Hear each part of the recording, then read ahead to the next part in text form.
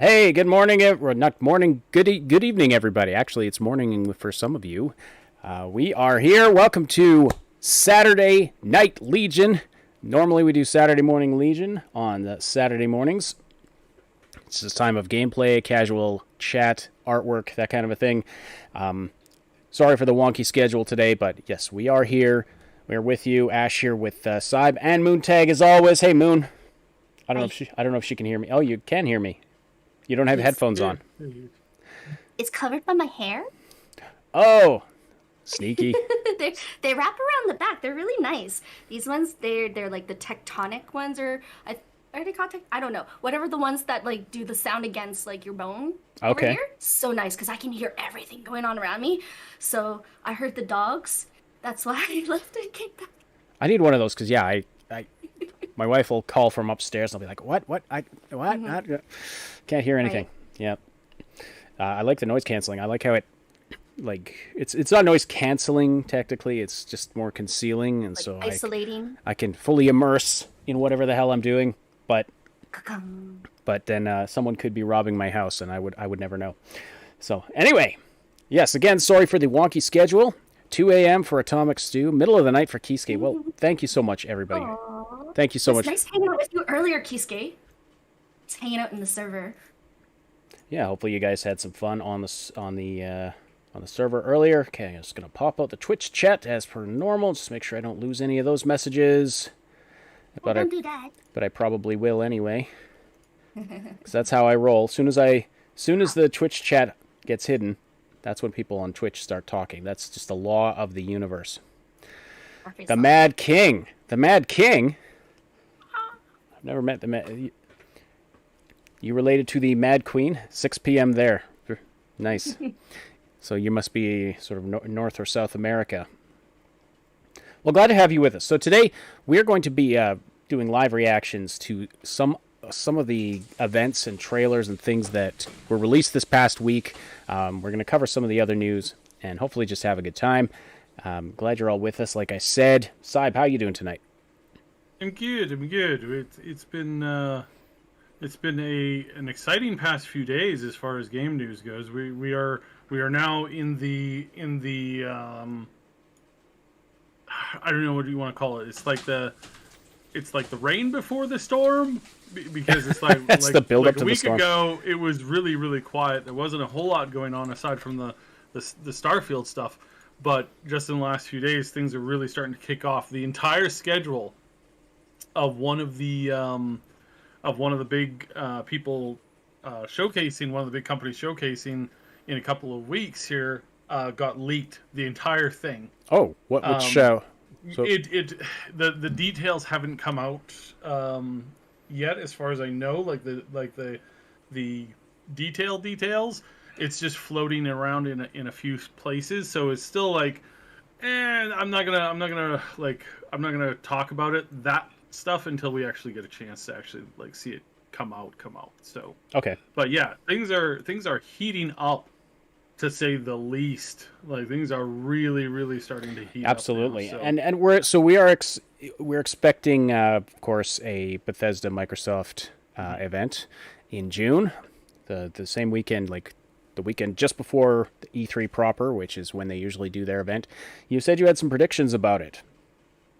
yeah, so I've got a lot of predictions about like what's going on.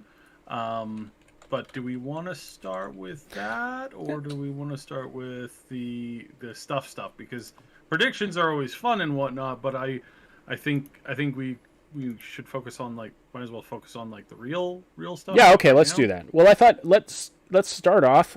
I'll just quickly recap the Sonic event that happened earlier.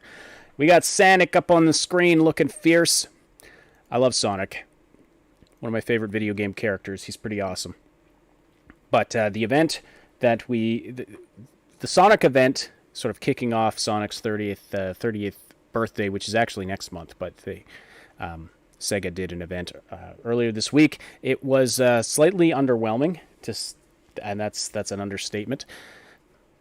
They announced an online concert, which is, these video game music concerts. I think it is a real. I really like it as a concept. They're a really cool idea. I actually got to go to one once. Oh It yeah, was which really, one? really fun. Heck, what was it called? It was like that one where they do like the symphony Yep. of like the game and stuff. It was so long ago, I don't quite remember which one. Was it a But Legend of I just Zelda music one? might My have been. my wife and I went to a Legend of Zelda music symphony concert.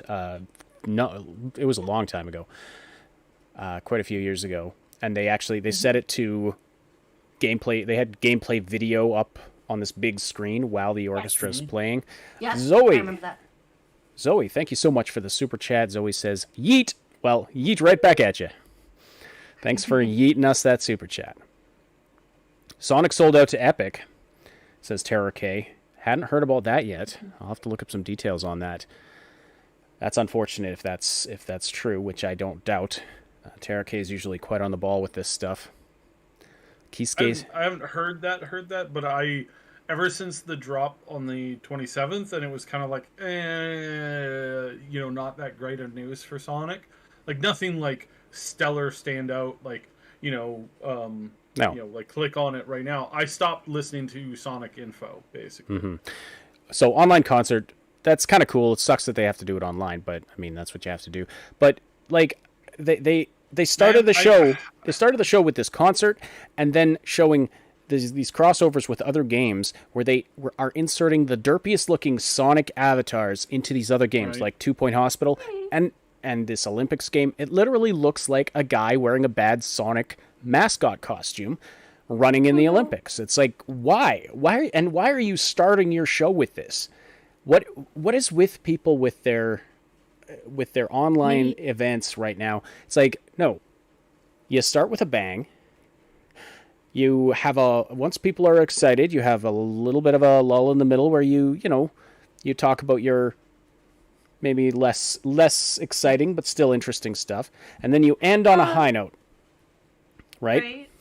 They tried to do the ending on a high note. They did tease a new game coming in 2022. We know nothing about it, though. They told us nothing about it. There's also a Netflix series coming. It was just a talking head telling us about it, showed us nothing about it. And other than that, it was all licensed merch, mobile things, crossovers, Sonic Colors remaster. That's kind of cool, but when the biggest thing you're showing off is a remaster, not a hit event in my opinion. There's a comment from Atomic Stew in the chat. Don't know about concert, but you could have a mosh pit to Desert Strike into. The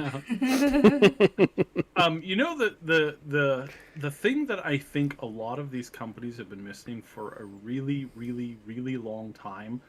Not a long time. Just like I phrased that all wrong. One of the things that they're missing out with these concerts is like a VR type concept where you're not just a person in the stands like watching from a distance like a lot of these things are, but it's like you would actually like get in and move around like in basically an experience that's designed for just that one focus point. And you turn an an orchestra event into like this interactive, like you're seeing things like live right now, and that's really interesting. Seems like that would be a very expensive thing to attend, though. If I'm not mistaken. Attend? Well, what do you mean? Like you're creating a singular event via VR. You can like a VR. have every single person in the world watching. As an I see what you're saying. experience catered to one person. Sorry. I still was thinking like you go to the concert and then they give you a VR headset. I was like, I don't know where we're okay. Why would you? I don't know. I was asking the same thing. What is wrong with you? Well, because when you're attending, like, live music will always beat live streamed. Being there, being physically present for like a symphony or something, always better. But yes, I mean you could create a pretty kick-ass digital experience in VR too. Yeah, I imagine that'll start happening more and more. I mean VR is just still, it's not financially feasible for a lot of people. Nope. Your average gamer is not. No, it's still not. Yeah, you're right. But Anyway, so Sonic re-releases, cartoons, nothing that was. I mean, Sonic Colors is a really good game, but yeah, and it's cool that there's a new game coming in 2022. But there was just not much to write home about here. So, all right, but Dying Light 2, we got a big event from Techland. Now, Dying Light 2, of course, a game a lot of us are hyped for. We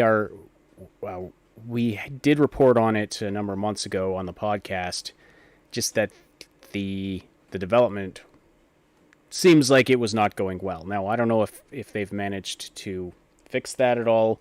Saib, do you have any information of how things are going at Techland right now? Well, I mean, for the longest time, we hadn't been hearing anything good, right? Like, at all. There was a lot of problems, apparently, with the way that they had announced it and had kind of prepped it. Now, as far as what's going forward, I believe that we're going to end up seeing, obviously, a very polished product, because I think these people are very cognizant of the fact that they don't want to come up with yet another kind of like failure of a launch game. And I think that more or less they're going to be putting their absolute best foot forward, and they didn't necessarily need to announce this right now. There is some pressure on them, obviously, to like get the product like launched and out the door, but I think this is going to be one of the more polished games, because it is a sequel, right? So a lot of that tech, a lot of that planning, a lot of that vision was there from the beginning, and by incorporating what they've been incorporating now, then they get to make the game a lot more focused and a lot more polished and a lot more better. So, I mean, fingers crossed. I wouldn't hold my breath, because I wouldn't hold my breath with any game right now. Literally any game. I'm not telling anybody to hold their breath on anything going forward. Like this entire industry has been kind of a I don't know, what's that thing where you take animal feces and you throw them at a big spinning like fan type thing? But yeah, it's one of those. Yeah, like, everywhere. Exactly. No, I agree. It's really been all over the place. So yeah, and that's part of. So my concern when I was watching the Techland event, their Dying to Know event, is it was really good, really well produced. And they did show us a lot of gameplay, which we're going to look at. But I got some serious Night City Wire vibes from it, and some serious CDPR vibes from it. And so I was like, oh, I hope this is not going the same direction, where it'll be this big flat, because they're planning to do more of these things, kind of like they did multiple Night City Wires, these Dying to Know events. Interviews with devs. It was cool. I mean, it was really good to learn more about the game, but I had this sick feeling in the pit of my stomach too, because it reminded me so much of Night City Wire. Anyway, we will look at the gameplay here. A couple of comments I missed though. Tara K says the Sonic Colored Remaster is EGS exclusive. Oh, that blows. That really sucks. I hadn't heard that, but yeah, that sucks if that's. I guess that shouldn't surprise me, but that shouldn't surprise me at all, and it doesn't really, but it does suck anyway. Because it's like, oh, let's see here, and Zoe says the Oculus Quest 2 is standalone and only costs $200. Interesting, but is Oculus Quest, is that the Facebook one? Yeah. Okay. So. It's kind of like, well, okay, cheap VR, but you got to sell your soul to Facebook. I don't know, big trade-off there. Cyberpunk really shattered faith as a whole in gaming quality more than it already was, says Tara K. Yeah, agreed. Now, the Keysuke says the Quest is not really worth it. Yeah, I know very little about any of those systems, but as far as Dying Light 2, at least we have a game that is not, like, I don't think anybody is expecting this to be the massive the massive juggernaut of gaming that Cyberpunk 2077 was supposed to be. It's going to be an open world where you can make decisions and things like that, and they did talk that up a bit. That was another aspect that was very similar to Night City Wire and Cyberpunk that really reminded me of that. But this isn't. I mean, this is an action parkour open world game. Like, this isn't supposed to be some deep RPG. This isn't supposed to be the. It's not supposed to be this fully alive city. Although it will have life to it, has different things happen during the day and at night. There's different factions, so there's some similarities. I don't know if I'm explaining this well. It seems like its scope is more limited, and so hopefully that means that what it's focusing on, it will do really well. I guess time will tell, but there is just that. Yeah, those Night City Wire vibes did bother me. All right, Cyb and Moon, you should be able to see my screen, or this video screen anyway. And so we'll go right to the Dying Light 2 gameplay footage here. I may have to play with the volume a bit, but anyway, here we go.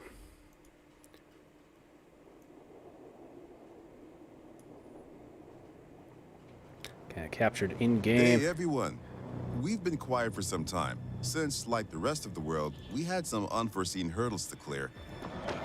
But the wait is over. Let's dive into the open world of Dying Light 2.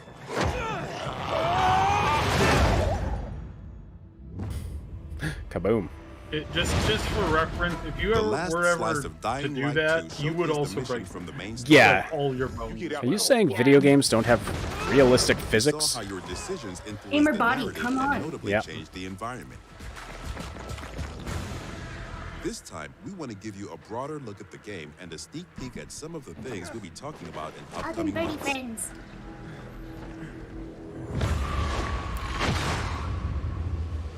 In I would like Dying to Light defend 2, a you murder become code case. Aiden Caldwell, an outsider trying to unravel a tangled mystery from his past. Its trail leads him to the city, probably the last bastion of mankind in the world. Shit!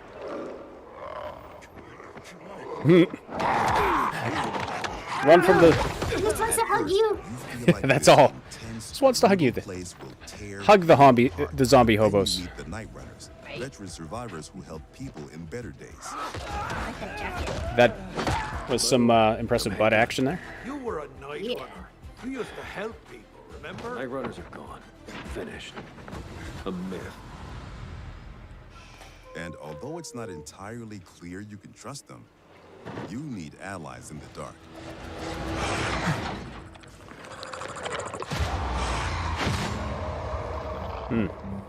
And That guy these had are the mandibles. modern Dark Ages. The Hombies, It's yes. been 15 years since the apocalypse and the world has changed. The old civilization has fallen, but a new one has been built on its ashes. Hombies equals hobo zombies. I like it. I like it too, Terror. People fight desperately for scarce resources. Rules are broken, and weakness is punished. She's innocent! 3 factions struggle for position in the city. Survivors pride themselves on being able to adapt to any circumstances and cobble together safe zones almost everywhere. Peacekeepers, loyal soldiers who want to impose their version of law and order and trample all in their path.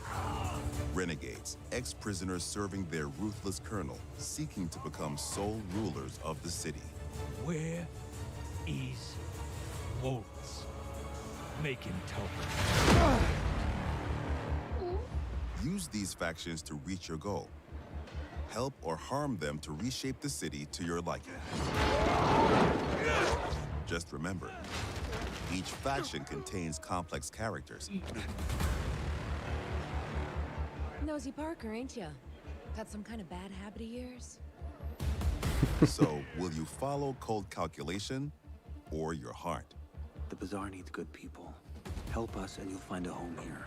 Some in the city offer no chance for an alliance. Bandits, outlaws, and common thugs live only to plunder and kill, plunging the streets into chaos. Yet, nightfall scares all of them equally. Yeah.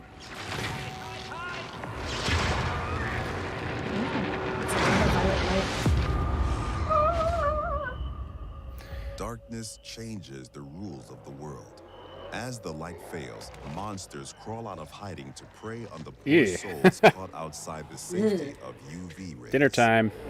Hordes of infected pour into the streets like decaying lava.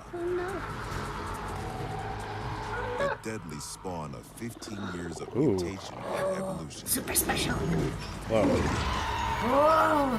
Now this is cool. I love these monsters. They're I do like these designs. yeah. Their only escape? Exploit the city's verticality and flee to the roofs. This is what I'm. Even there, This is- you are never safe from swift and deadly virals. Yeah, this is what I'm really stoked for. Because I have dreams like this all the time. Even greater threat. Like this is literally a recurring dream I have. Fleeing things Yet night brings opportunity as well. and doing crazy parkour, Nests cool rife stuff with along the infected way. during the day now lie empty. It's like, get out of my head, video To game. explore them, you must tread carefully. But those brave enough to face the terrors of the night can loot a jackpot. And this, I think this is cool too, so especially if there's a stealth element where so you can sneak into the monster nests. Luckily, you have all the tools you need to survive. And the parkour stuff, man, I love this too. Parkour skills allow you to navigate even the most treacherous terrain.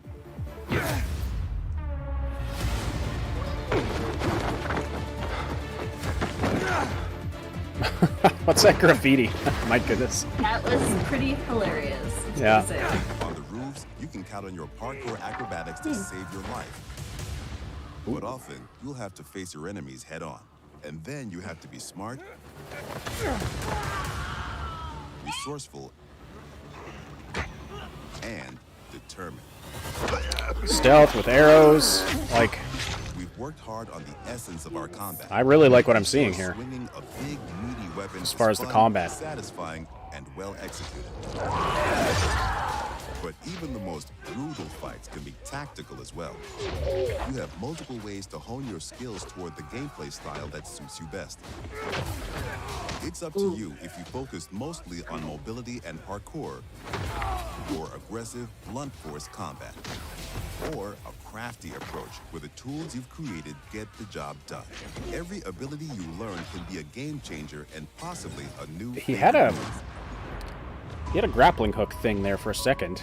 I Yeah. want to see more about Things that. move fast and quick in Dying Light 2. Each moment matters. Each move could mean triumph or defeat. Choose your actions The hell was and that? plan carefully. Every I'm just Like gonna some fall sass. now. shape the gameplay I'm just environment, gonna fall off change this the course building of the now. narrative, and decide the fate of the city's residents. Ooh, hello, big guy. Most importantly, you decide your own fate as well. You're about to turn. Make sure to stay human. Oh. I hope that this is like you get bitten and you get infected and you have to heal yourself. I hope it's not. I hope it doesn't become a cyberpunk. Oh, you've got this disease and you've got to race to the end to heal yourself again. Like I'm getting tired of that.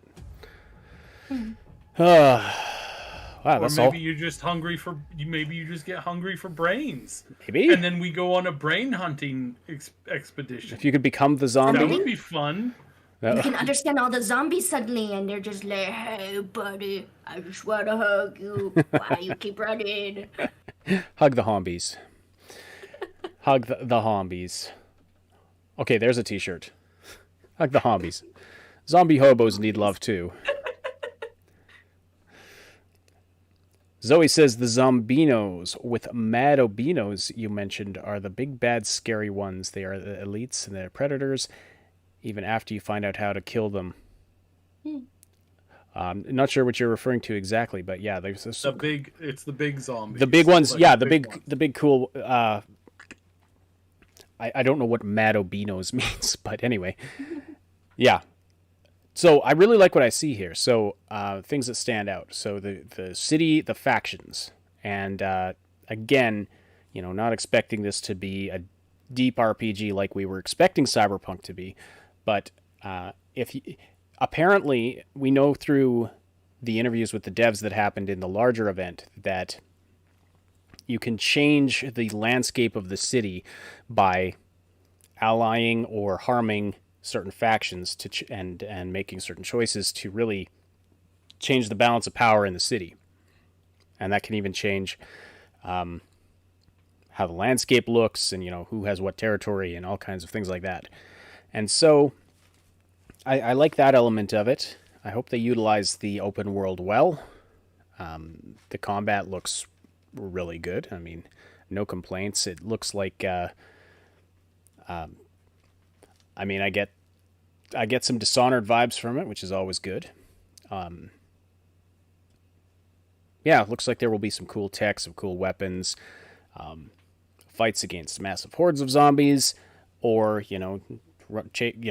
running to get away from them. I don't know. It looks like it's gonna be. It looks really good. Of course, they are putting their best foot forward. We know that. Again, I guess my biggest point of concern is, again, some of what we had heard before about development of the game, and again, how they dressed it up like a Night City Wire event, and I suppose that shouldn't, in and of itself, that shouldn't give me, that doesn't mean that it's going to be a disappointment like Cyberpunk was, but I don't know. That's just kind of ingrained in my brain. What do you guys think? I mean, the same. Like, you raise a lot of valid points. It's like, it looks like, what we were seeing from Cyberpunk for quite a while, and we know that these games have a lot of issues when it comes to these wide open not procedural stuff. There's wide open, big areas. It's like seeing all those zombies on the screen. It's like, are we going to have the same phasing issues? Are we going to have lots of this? So again, those are my cautions. Beyond that, they didn't mention the branching story paths that they focused on when they first announced the game many, many, many years ago now. They didn't focus on the, if you do this for these people here, that will change the way that this game, all of these things. And again, we even heard this about Cyberpunk too. And we thought that it was the same tech. Now, we didn't see nearly as much of it in Cyberpunk as we were, as it was alluded to at several points in. But now, are we gonna see the same thing here on this now? Having expected all these really cool, open world procedural effect things where you do something here and that changes something there, and it's I guess butterfly system would be a better way of describing it. Are we not seeing that anymore, or how does that function in? So again, I am hopeful. I've got my fingers crossed. I am really looking forward to you guys having a good time with this game, because I can't play this. Like watching that, I was like, oh gosh, this is not good. And that's just due to the motion sickness stuff. And I mean, it's really fast paced. I do want to point out here, just because it is a point of contention with me, and I've pointed out many times over, and this movement first person thing is 100 times better than, not 100 times. It's like several levels above what CDPR was working on, and they gave up a proven popular system to go with what they went with there. And I just got to say that, again, these guys are making it work because this is what they were ingrained in. These are what they built the last game on. And when you go ahead and you change perspectives and you change, major operating systems of not Windows to Linux or anything like that, but first person to third person to first person, vice versa, or you change the way that you're telling the story from an action game to from a deep RPG, it's like you lose stuff along the way, and you don't know if you're trading a better, card. It's like it's like you got a jack or a queen in your hand, and you throw it away to pull a random card. It's like, well, you won your previous hand with that. why are you now taking a gamble that you're going to pull a ace or a king out instead of pulling out like a 4? It's like, ugh, it's really not, and again, that was really not good for them, obviously, and that was CDPR. But these guys, I mean, my fingers are crossed. I hope they do a good job because we need it, and we really do need a first-person perspective game that pushes boundaries and makes big jumps in storytelling and does what CDPR promised to do. We need that here now more than ever for some gaming. So yeah. Yeah, because my impression from watching that was oh, this kind of feels like District 13, because I was talking about that with Polly's this morning. But yeah, I enjoy personally the first person view of jumping around on the buildings over there, because I'm like you said, it reminds me kind of Dreams, although I'm usually building the base in the Dreams, not fighting zombies. But yeah, I don't know. It looks like it has potential.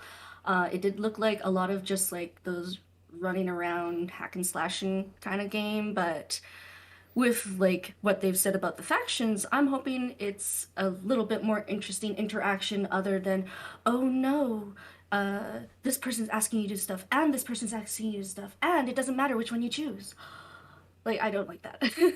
I agree. I would like for it to have some kind of effect, because I've played this other game, I think it was Jurassic World or something, where you could choose between the different departments to do favors for or do missions for, and if you did more of lean favored towards one faction than the other few, then that would affect kind of whatever resources you would get between the departments to facilitate your thing, right? Yeah. So Yes, I agree. So I hope that in terms of the choices and consequences, which they did emphasize a lot, I hope that it's more than just one or two things, right?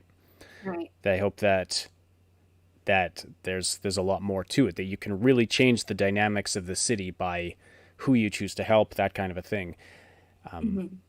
Yeah, I very much agree. I very much agree on that point. Now, it is interesting that, again, I don't expect this to be a deep RPG.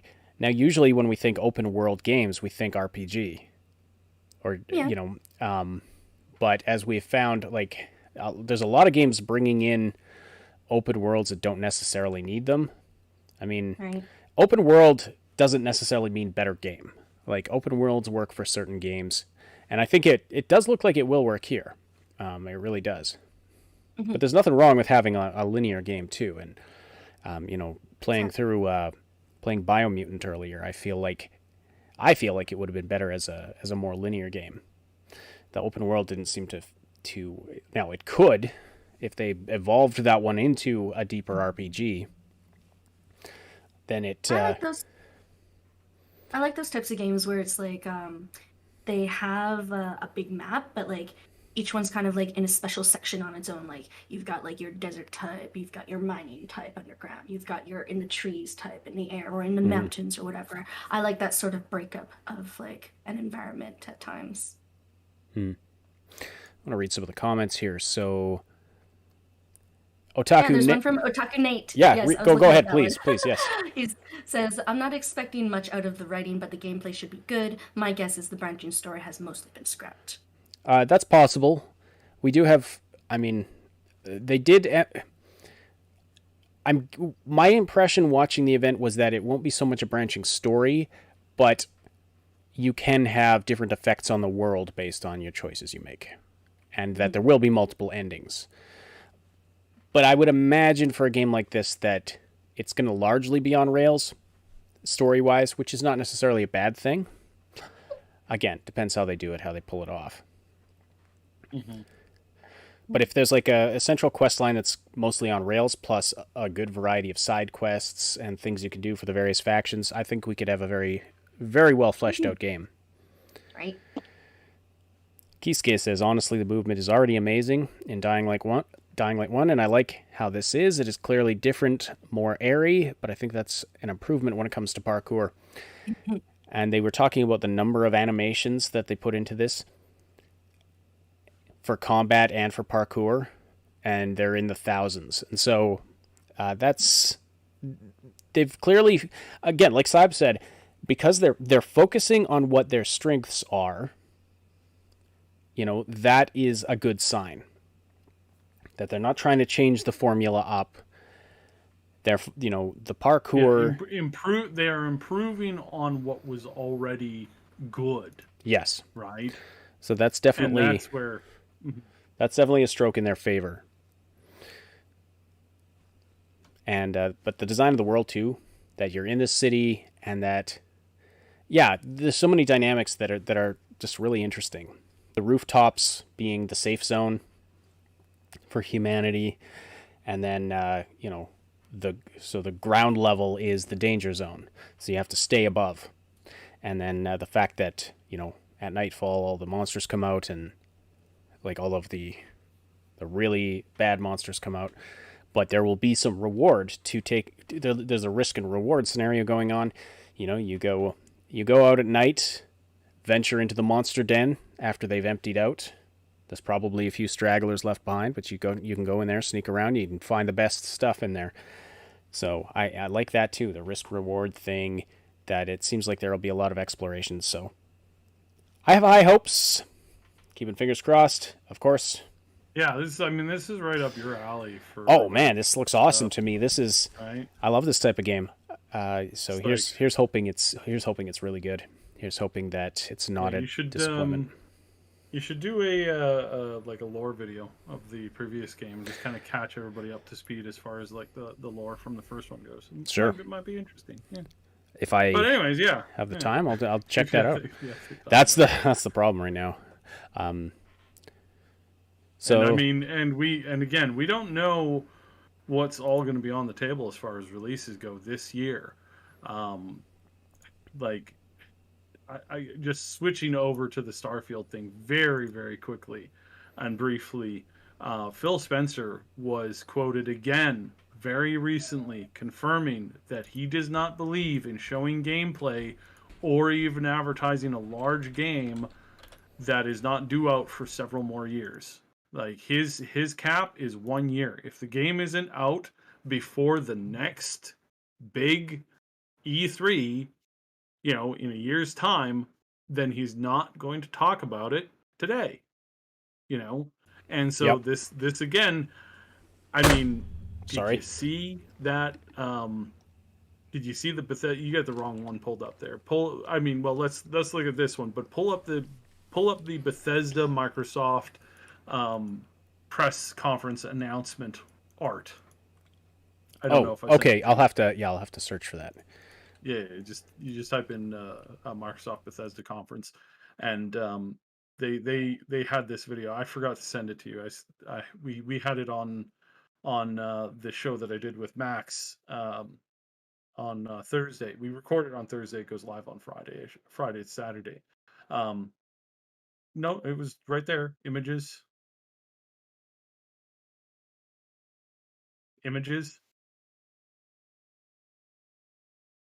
Yes, and then it's the first. It's literally the first one. Just click on that. What is that on the bottom left? Like, look at that. Bottom left. No, again. Okay. Open up another tab and go back to that initial like Starfield picture that you had pulled up. Yes. Now go back to the other one. What bottom left? What is that image? Hmm. It's Oh, the same planet. It's the same same thing. It's the same icon.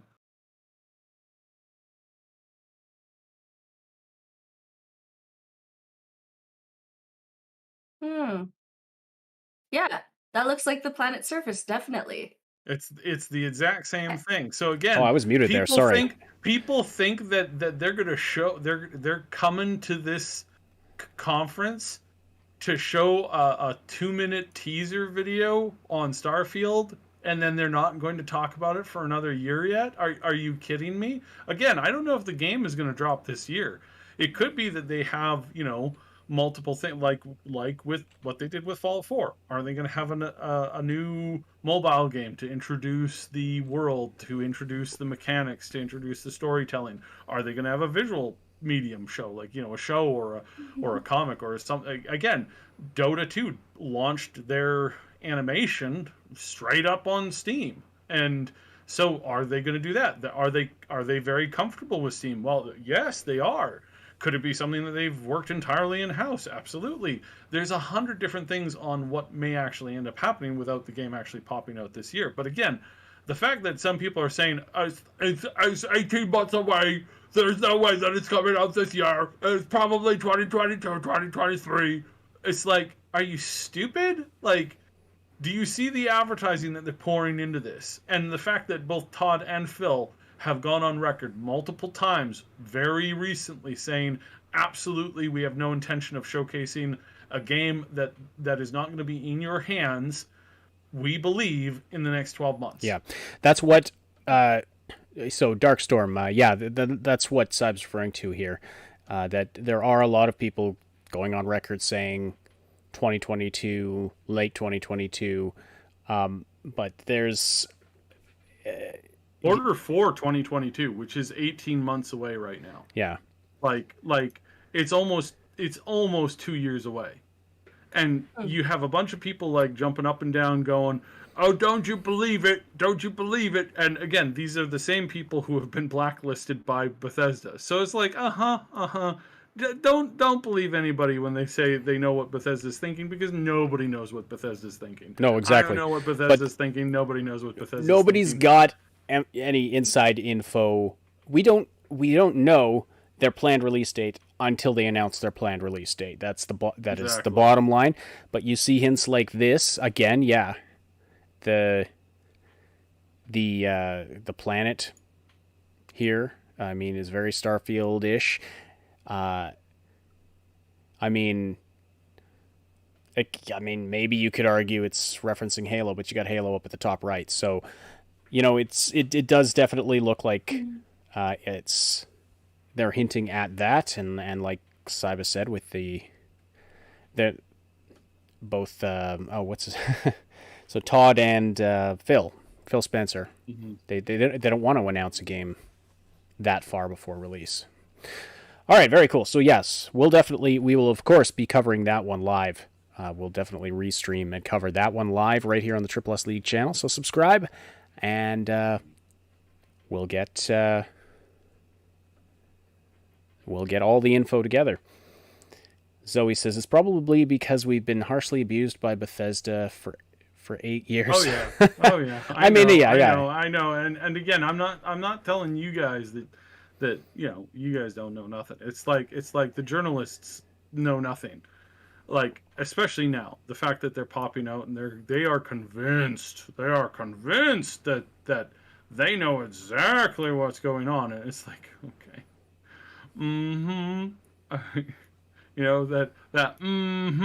of course you do, yeah, right, perfectly, So yeah, it's Okay, so what should we watch next? We've got Horizon Forbidden West. We've got Far Cry 6. I think we'll do the Unreal stuff last, because that might be a less broad topic of interest. Let's do Far Cry 6. Yes. I was talking about Far Cry earlier today. Now, okay, so we're on the countdown here. So this is going to be about 11 or so minutes long. And I'm going to start at the countdown of their event here. Kisuke says, currently playing Horizon Zero Dawn. Very good. I've heard it's really, really good. I haven't had the chance to play it myself. Looks really good. Looks very beautiful. And I saw snippets of the gameplay for Forbidden West, and looked good. I have some thoughts about it. But all right, so Far Cry 6. Let's go. Bring on Giancarlo.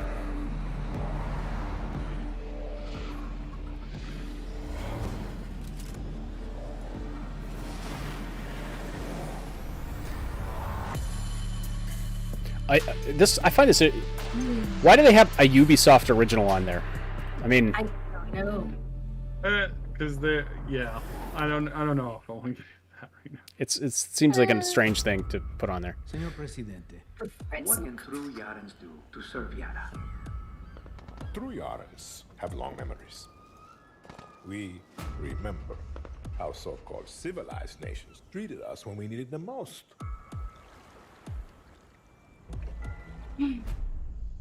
Waterfront? Are you concerned about the terroristas who call themselves Libertad?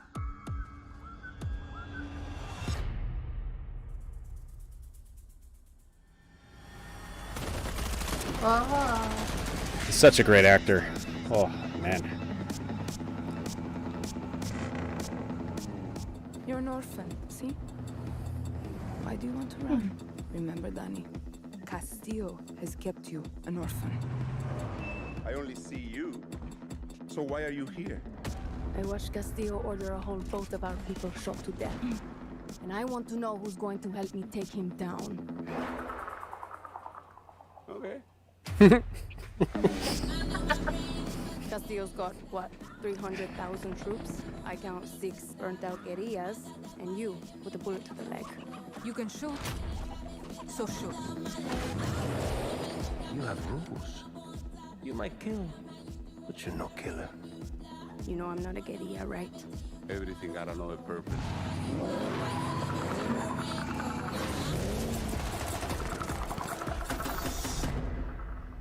Oh wow. That usually work. 50-50.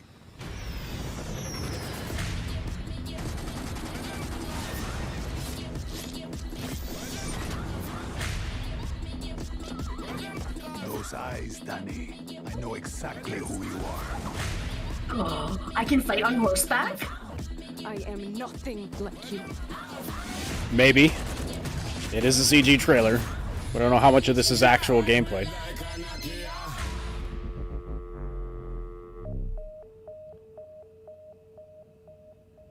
So, what I noticed right off the bat, and there's a lot more to come here. Zoe says, but I just threw out my chocolate pudding and my choy milk.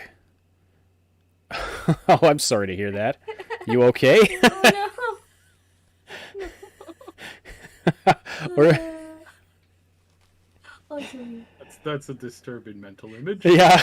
Oh, I don't know what choy milk is, or did you mean to write something else? chocolate. soy Chocolate, milk? chocolate milk, or soy milk, chocolate soy milk.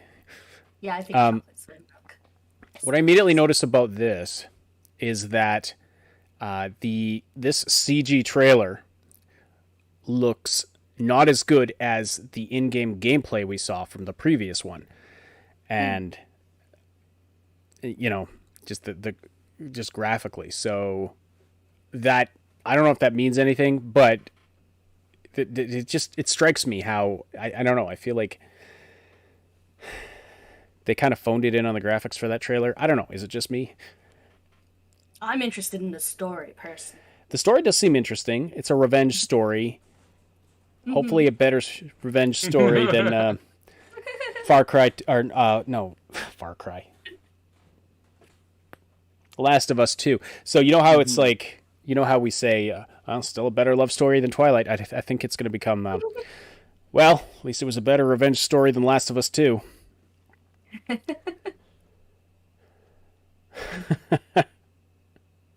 You okay, Zoe? That's too bad. I hope you're feeling all right. Hello. Darkstorm says, I had some problems with the Far Cry 5 story, but Far Cry 5 gameplay outside of airplane controls were pretty good. Interesting. Yeah, the Far Cry 5 story was pretty like it's like phoning it in. Yeah. Let me, come at me, bro. They phoned that one in. It's like, oh, there's a culty guy who lives in the Midwest, and he's got or like the flyover country, and he's like makes a cult of like crazy Americans. It's like, oh, which of the past 15 pop culture movies references did you pull that one from? Yeah. Like this one is at least a little bit more interesting. Oh, I'm way more compared interested to in their audience. way more So, interested in this than Far Cry 5. But let's Yeah. anyway. Remember Let's watch a Far little. Cry 5. It was well. It's before you. It's before you joined us, Moon, for sure. Was it the guy with the pink jacket? Hmm. I don't even know. I just remember some guy with a pink Hi jacket. there, I'm Navid Khavari, narrative director of Far Cry 6, and I'm so excited to represent our team and finally show you our game in action. With Far Cry 6, Now, this we're is gonna some throw good you into CG. our most Oh, wait. ambitious open world yet. Oh. Right. Yara, I was an like, island deep pause in for a the heart second. of the I was like, Caribbean. what? Filled Hey, with Spencer, rich welcome. Tropical ecosystems alongside decaying urban landscapes. Yara is an island of contrasts. Isolated and frozen in time for over 50 years after a violent revolution cut it off from the rest of the world, it now finds itself on the verge of collapse. Last year, we introduced you to Yara's Presidente, Anton Castillo, with an amazing performance by Giancarlo Esposito. A Castillo must be a lion. For Yara is full of lambs. The reception we've had to Anton and Diego has been Like his vocals. incredible, and we're just getting started. Intense. Anton is a man hell-bent on returning Yara to his idea of its former glory. And while his motivations are far more complex than they seem, the cost of his vision will be paid in blood. If a dog refuses to break, then we must put them down. To achieve his dream for Yara and his son Diego, Anton has clamped down on freedoms, instituted brutal social reforms, and cast anyone who speaks out against him into forced labor. His oppression of the Yaran people has pushed the island to the brink of revolution. When tyranny is law, revolution is order. Yara, once considered a jewel of the Caribbean, is now a powder keg. And you are the match.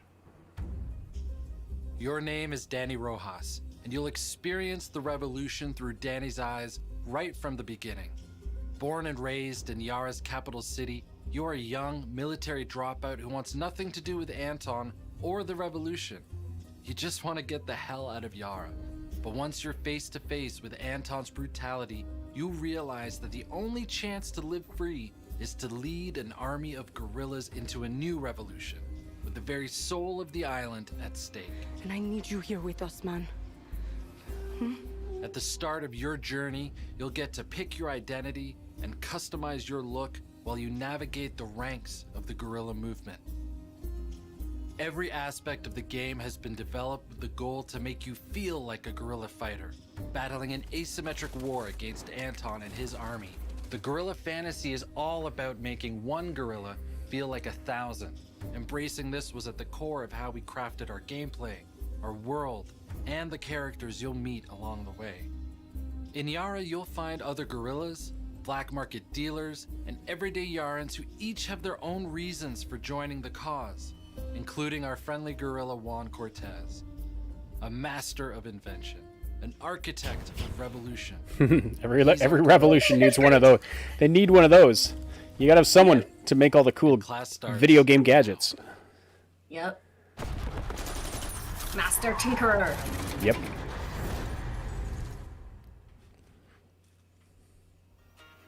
Guapo, you listen. Rule 16.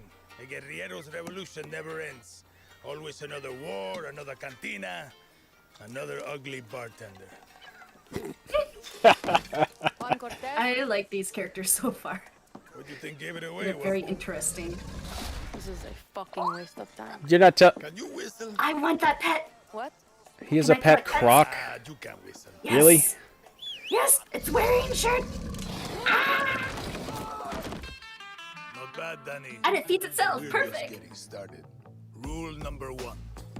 A good guerrilla is a hidden guerrilla. Muerto el perro, se acabó la rabia. We lead our operations in secret camps across the country. Here, guerrillas live, train, and plan. Small pack. We go in, grab our people, kill whoever gets in our way.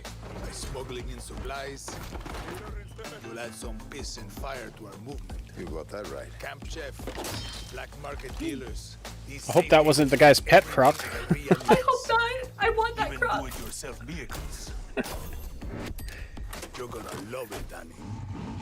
Customizable vehicles, or just alternate, or just a variety. Masters their environment. This land is your home, Danny. I'm sure you know every inch of it. From the bloodthirsty jungles, Love the music choice. postcard Yeah. shorelines, dead-end towns. Like, this is how we're gonna break into the bank, okay? How you get around is up to you. Good girl. Yay, horse. You want to play it safe? Yes. Take Oh. secret paths carved in the dirt of old revolutions. Hola, Danny. How you doing? Or take a risk and operate in plain sight of Castillo's assholes. Go ahead and hide your weapons to blend in. He totally didn't see that. Sabotage, interceptions. You don't always need to be a loudmouth, Danny. Christmas trees? Do you even grow those here? Mexicans pay crazy money for this. How you think El Presidente funded Maria's new face? Okay. Yeah. Go through. Okay. Rule number 3. Oh, sounds legit. Fucked up situations call for fucked up solutions. Hey, he's not here. You expected reinforcements? I got news for you. You're an army of Reminds you of one, Just Cause, hey? army of thousands. I'll be honest, Get real. I constantly mix up those two game series. We call that resolver. That means absolutely everything from sardine cans, goddamn batteries, to old motorcycle engines has been built into equipment. Oh, yeah. Oh, Okay then. Some very unique, deadly weapons. innovative. Oh yes, the song. So I guess we're Wow, a CD player. and it's actually playing the music. That's fun. That's So I can think of nothing better to do with than the CD that holds the Macarena song. Yep, yeah, that's exactly. firing on a cannon. So I get the feeling we're not supposed to expect absolute realism from this. You and I both know. no. Want this. I want to know if the pet croc is at all realistic or not. Sweet victory. What? A pet crocodile? A pet croc that is domesticated to that extent. There are pet crocodiles that will do very dog-like things. There's one crocodile that he runs up to his owner like a dog when he's called, and he pants like a dog too. Oh, puppy! Lizard puppy. Puppy has broken legs. Oh, that is Poor puppy. Oh, he's so tough. Oh, that's so. So there you have it.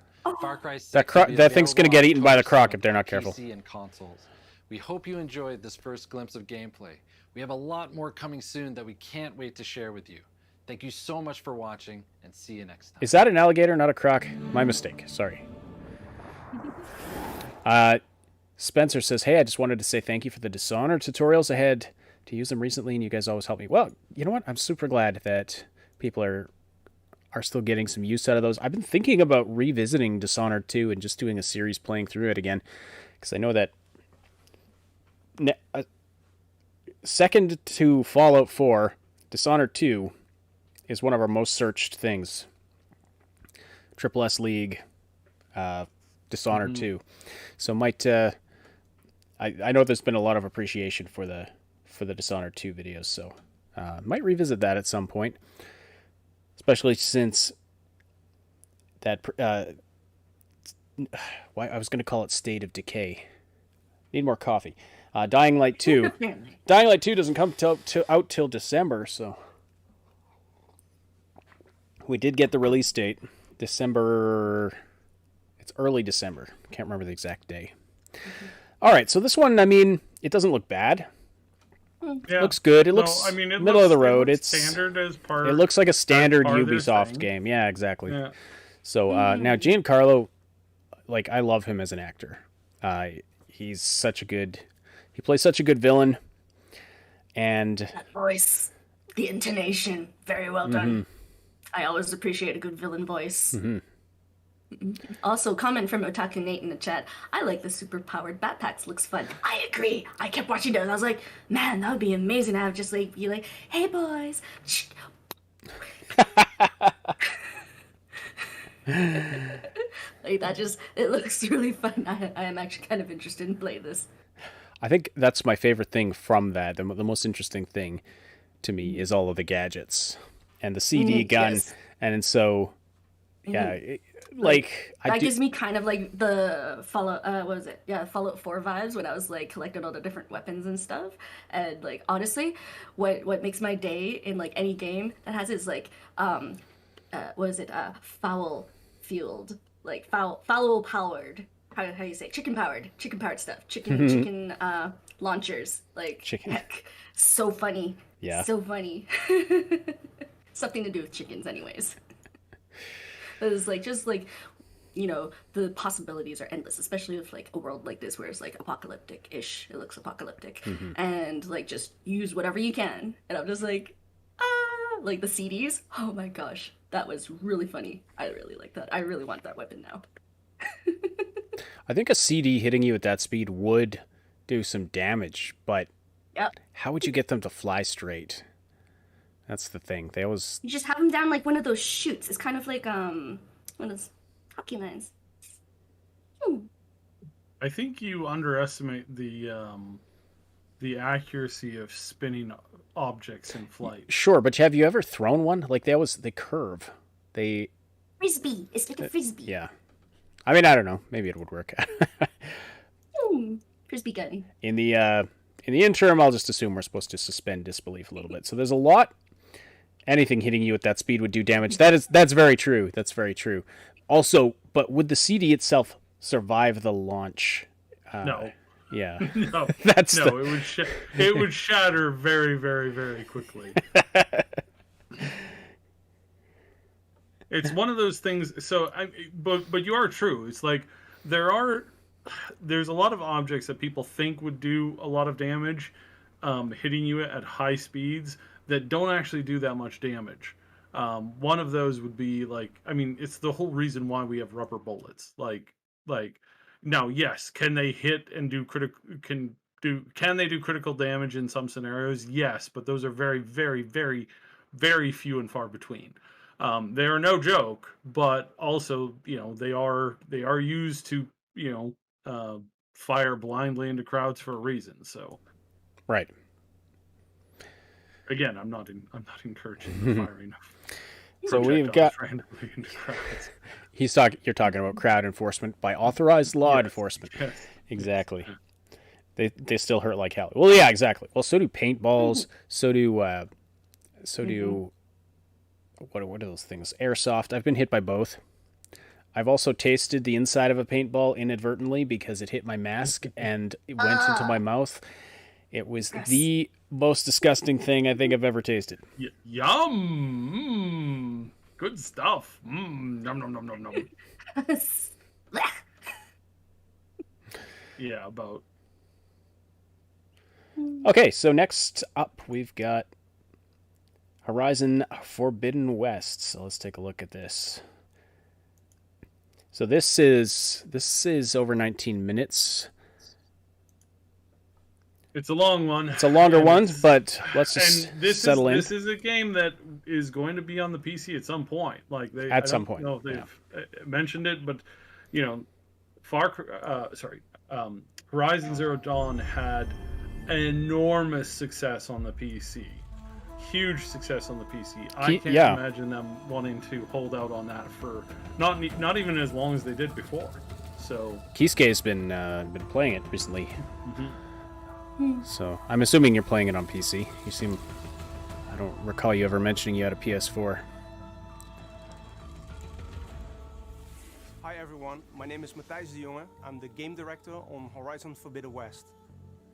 Last year we revealed our ambitious new project, and since then the team has continued to make great progress on the development of the game. We are very excited and honored to give you an update in this state of play.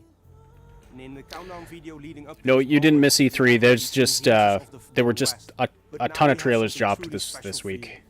almost 40 minutes of Where did all these come from? They just all happened this week. It's just kind of weird and random. Wait any longer. Let's get right to it. I mean, it's no coincidence that we are in the period leading up to E3 and that all these things are dropping. It's like they're trying to like feel things out before it actually happens. Ow, my crotch. Oh no. Easy, easy. Quick, check if my balls are still there. Oh, sorry. I feel bad now seeing that guy's face. He's like Oh, no. seriously hurt. I'm like making testicle jokes over here. See ya, Atomic Stew. Where's Erend? Ambush. Ruins are crawling with raiders. They hit our camp hard. We ran and they chased us down. Aaron was away from camp. Scouting. I bet he's still out there. What was that? Raiders got machines on their side. Claw Striders. You should go after Aaron. If they find him before you do, who knows what they'll do to him? No, you're injured. I have to... Don't worry about me. I'll make my own way out. Get going. Okay. Yeah.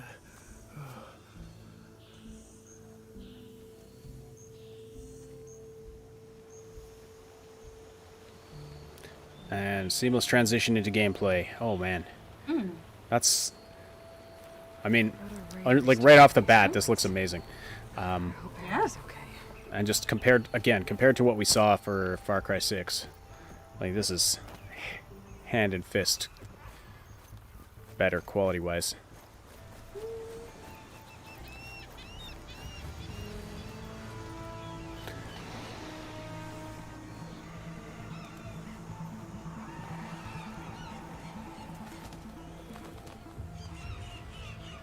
I like her archery setup too. Yeah.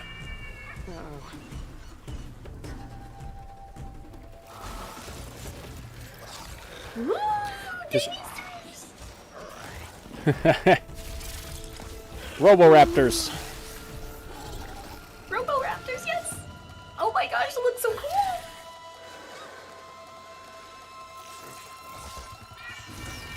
Oh, mandible. Chainsaw Raptors, man. Yep. I don't know.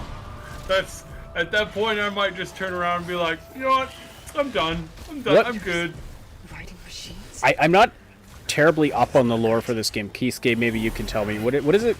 Was there significance when the thing's eyes turned yellow? Does that mean something? Better be careful. It's their behavioral like things. Like if it's red, they see you. If they're yellow, they're just like, you know, Yep, another one. on the lookout. Yeah. Okay. So it was close to seeing her at that point? I need to get clear. Smoke bomb to escape, yeah. Cool, cool. Yeah. Ah! I can't shake up. Oh no! Ooh. Up we go.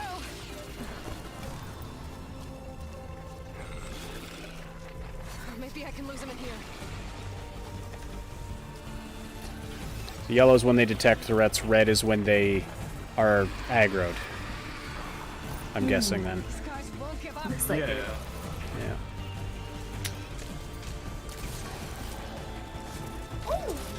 That's quite the jump. Now I caught a snippet of this before, but this underwater bit, which, okay, maybe it's later, but the underwater parts in this look unbelievable. Jeez. Better go under. Ooh. Ah, they're swimming! Oh. Yep. How do dinosaurs swim? Oh my gosh. I hope Bethesda takes a note on how to undo underwater foliage. Like, yeah. I hope every game takes note. That's beautiful. Like this is the best underwater I've seen. Yes. This is amazing. And I imagine this is technically incredibly challenging, but Yeah, with all the moving bits and oh my gosh, all the ecosystem. Holy. the school of fish, everything, Yeah. like, it's just... And the currents. It's pushing against you. Oh my gosh. Zoe says, let's be real. This took some heavy freaking inspiration from Avatar, didn't it? Yeah.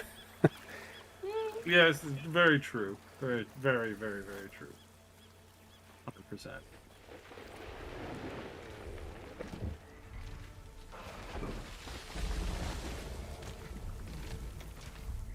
I really like this mountainous tropical environment. I have friends, okay? Oh no! Not just the ones you slaughtered. But when they come looking for me, there's gonna be Oh. There will be blood. A red sun has risen.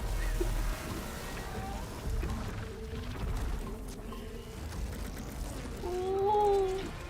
Oh. Oh no. It's a big dino baby though. Oh my gosh. wouldn't be laughing. If I had my hammer. Enough. Get moving. Is his name Thor? That's why he has hammer? No, I imagine he's got a kick-ass hammer, but I'm kind of like, dude, shut up. Just your smart mouth is gonna get you killed. He's trying to be brave.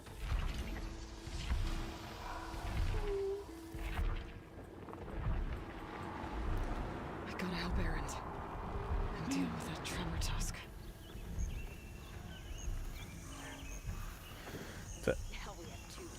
The arrow quiver on her hip is an interesting choice.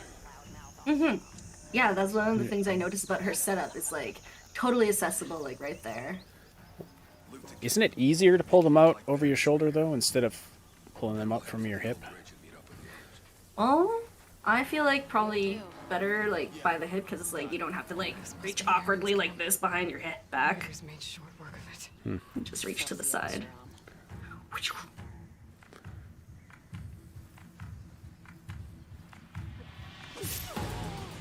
Oh! Oh, he did. Yep.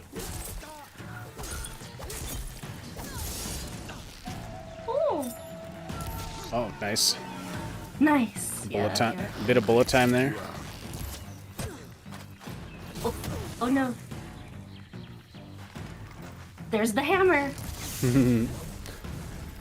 Did he take the hammer? The rocket hammer. Probably.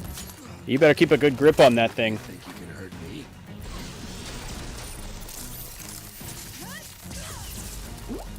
Ooh. I like the variety in weapons. Ooh. I like this one. Yeah, the tech is very cool. All right, back to the hunt. Yeah. Yeah. No looting. Go. Raiders said they were heading for the old bridge. Maybe I can cut them off.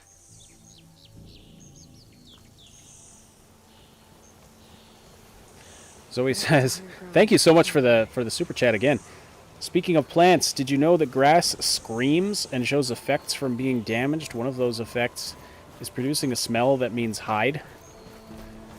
Well, thank you so much for the super chat. I'm skeptical of that, but because grass can't hide, so how could their smell mean hide?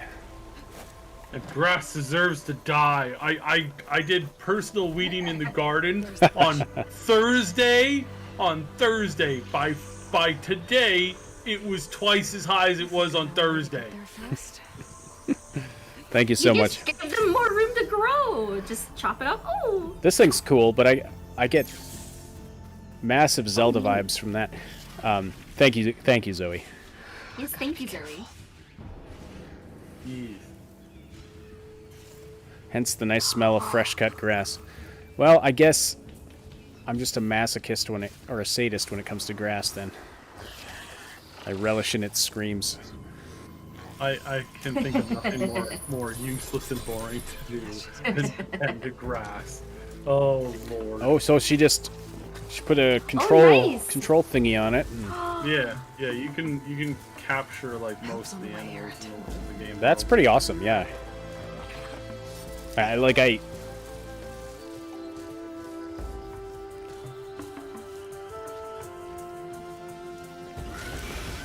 was interested in the first game, but when it came out, like I I don't have a PlayStation, so.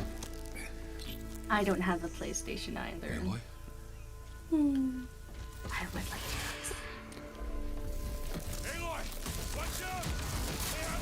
It's okay, just Oh no! get your control thingy and stick it on the Ollie font.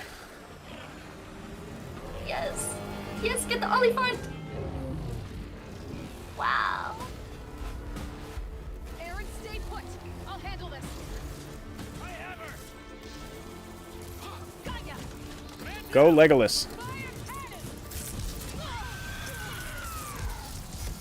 Gotta keep moving. Bring us around. Taking course. Fire now.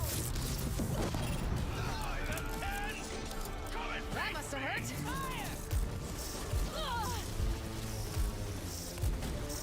Haha. Watch out for the laser tusks. Stay ahead of it. Gotta slow you down. It's a good thing these giant beasties always have really bad aim. Right.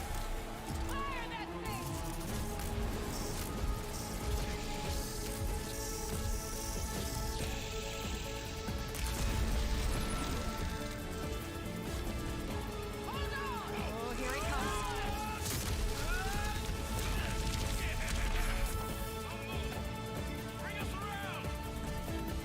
Time to head back. But the Oliphant just wants to play pancake with you. Why won't you play with him?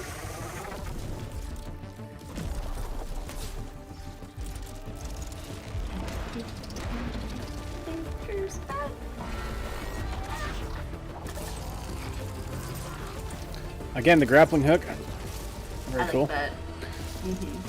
Everybody's got a grappling hook these days. Everybody has a grappling hook. It's crazy. Grappling hooks, I mean, they've been in games for a while, but there's usually only like there's only special surfaces you can attach them to. Yeah, certain Has- things, whereas like this one seems to have a little bit more of a just open environmental as long as it's like high up there. Which is, I mean, kind of makes sense. Like, it's very difficult to. Aloy, that still only counts as one. See me? They are dope. They are dope. I'm just waiting for the game where it's like you can grapple to literally anything. I don't know if that exists yet or not. Well, this time, I have a present for you. It's my stinky foot. Found Oh, it, eh? Huh? What'd you send me for? Right before the raiders got me. You did good. Now, let's see where this thing will take us. Ooh. okay. Yeah. Interesting. I like the technology in this game. Oh, the tech is super cool, yeah. I'll admit I don't know. Yeah.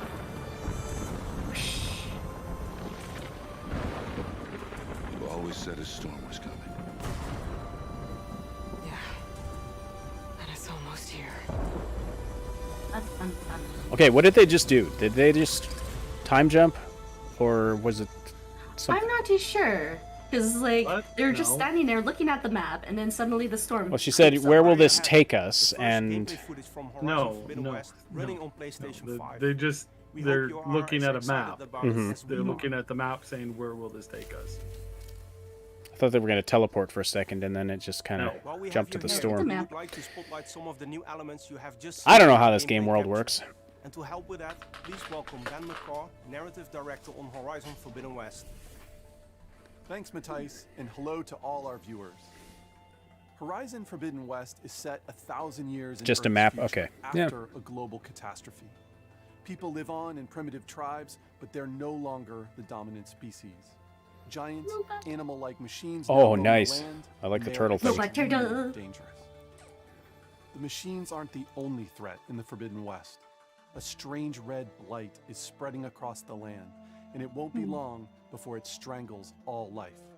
Aloy, our hero, is the only one who can stop the blight. But to do that, she and her companions will have to comb through the ruins of the old world to find the technology. Why is she the only one that can stop the blight? In this She's the Aloy Oh, is sent sorry. on a Spoiler long alert journey for the into first the game. remains She's the of San reincarnation Francisco of to the find a savior crucial of piece of mankind, technology. apparently. Erend encounters raiders from a rebel faction of the Tanakh It tribe. was I'd like almost planned. rather- It wasn't Vicious like fighters, but even fated worse, by like they've something. acquired the It was power like a to planned override like machine. duplication. To rescue Erend, Aloy winds up fighting them.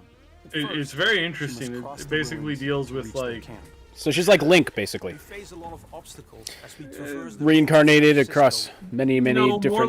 more like Aloy's a Neo great new from the tools. Matrix. Oh, Yeah. yeah. Using the focus More camera, like Neo from you the can highlight Matrix. spots that allow free climbing anywhere in the open world. So you can scan, Pull caster speeds up and climbing it and highlights get all you of quickly those. out of Okay. trouble. Okay. So they're not just going to splatter yellow paint on them like other Safely games? They're just... descend from great heights or surprise enemies from above. With the diving mask, you can stay submerged as long as you like and take your time to plan a path around amphibious machines or boost through strong underwater currents. And to speed up overland travel, a variety of machines can be overridden and used as mounts or in combat. Combat in Horizon Forbidden West puts a strong emphasis on tactics and player choice. For close-range combat, the spear is an excellent option. There's a range of combos that have different uses and effects. Valor Surges add a unique set of special abilities, one of which can be used to knock back nearby enemies. The spear can be charged to create a high damage effect that can take down even the stronger enemies. A wide array of different weapons is quickly accessible via the weapon wheel. A slingshot with adhesive grenades to temporarily stall machines. Bows with arrows that can strip armor and expose weak spots.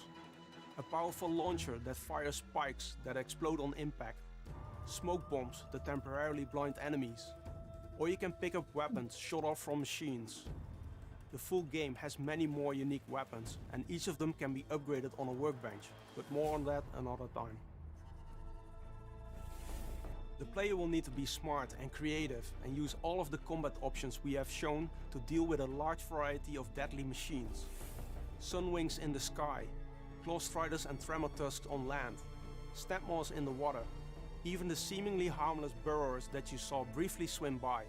They are all dangerous, and even more so when overridden by human rebels. We've only scratched the surface of the rebel threat, as Aloy will fight them in many forms throughout the game. And to defeat them, she must explore the open world to uncover the secret behind their power, and how that secret is related to her quest to stop the Blight. And this is just one of the mysteries she will unravel as her journey through the Forbidden West takes many twists and turns. It's time to wrap it up. We will have more updates closer to launch, and everyone here at Guerrilla can't wait for you to experience the full game. Thank you for watching. Very cool. I've got to do some reading on the lore of this world. It's very cool, but yeah, I just haven't looked into it much. There's a comment from Zoe in the chat. You have my axe, and you have my bow, and you have super science fiction teleporting laser shooting Tyrannosaurus Rex. Basically, right.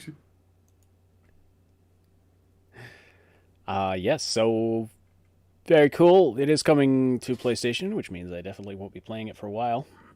Do we have a release date for this yet? Let me see here. That's a good question. Horizon Forbidden West.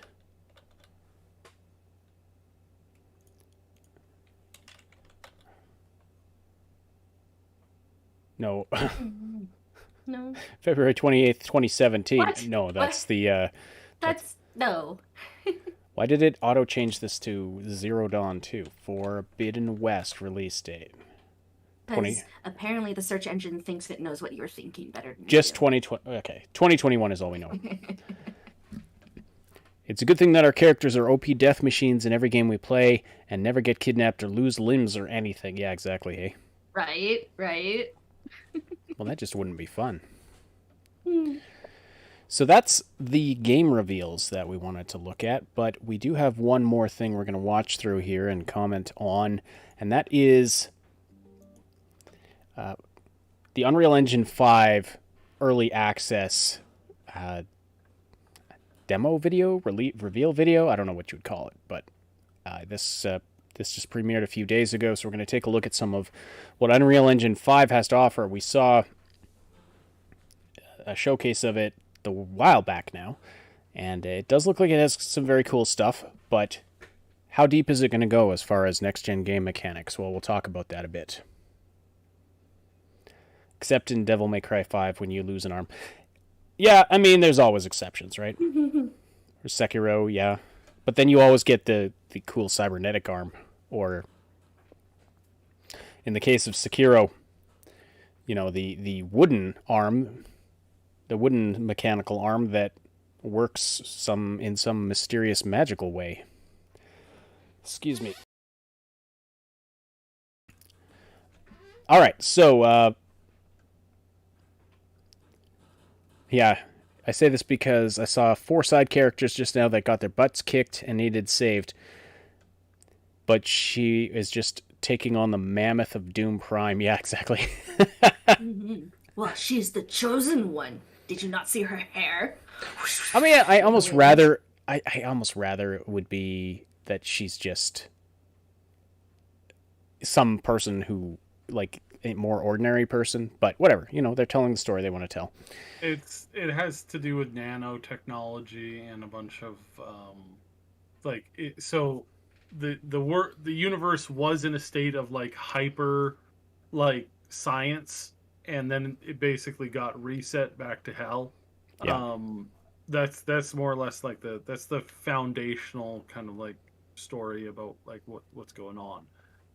But it's more than just like it makes sense. It's deep and it's a little confusing, but it's like it's there for like it's I would say it's decent lore. Again, it's a little like, you know, out there, but I mean, I think that's better than having a story where it's like, you're the little boy from the village and you're going to be awesome for no apparent reason whatsoever. Yeah. You know, it's like... As Kisuke says, I always prefer a normal person that makes themselves a hero instead of a hero that just was meant to be. Agreed, right? Yeah, I very much agree with that. I mean, even if it's some remarkable circumstance happens to them and they gain some sort of ability, you know, that's okay with me. It's the whole, oh, you were the chosen one, you know, that trope. I am the high ground.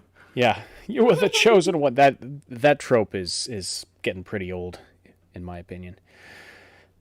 All right, so we're going to look at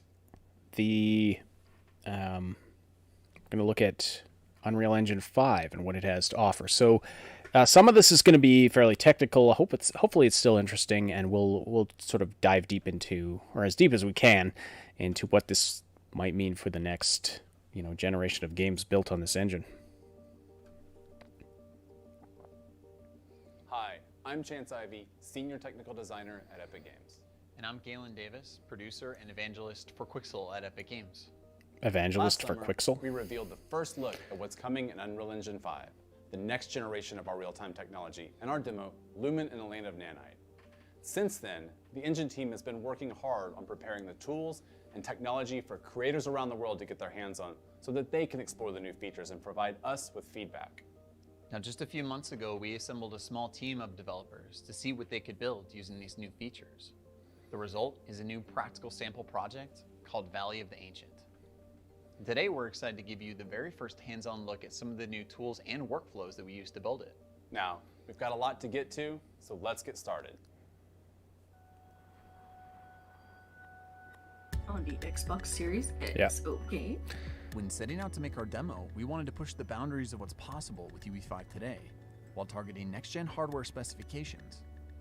Here are sequences running in real time on PlayStation 5 and Xbox Series And I mean, X. this is, aside from the flame looks a little off, but this looks The rest of the textures Okay, look pretty welcome to the decent. brand new These UI. are- in It Unreal looks Engine. like a photograph. It looks like While a lot of the same yes, features well, and these functionality are that you've come to scanned know in UE4 are objects. still So present in the new what UI, the tech that we've you're added seeing several new right systems here that put you at the center of the has experience. been the tech that they are For example, incorporating the content into browser the can now be tech accessed like a for drawer using Elder hotkeys, Scrolls 6. allowing you to keep a clean So workspace everything that while you're still seeing having here access to in all the this content engine that you is need. going to be attempted to be Grab and replicated restore in Elder editor Scrolls tabs 6. to and So from the just sidebar so your to head, maximize the viewport experience.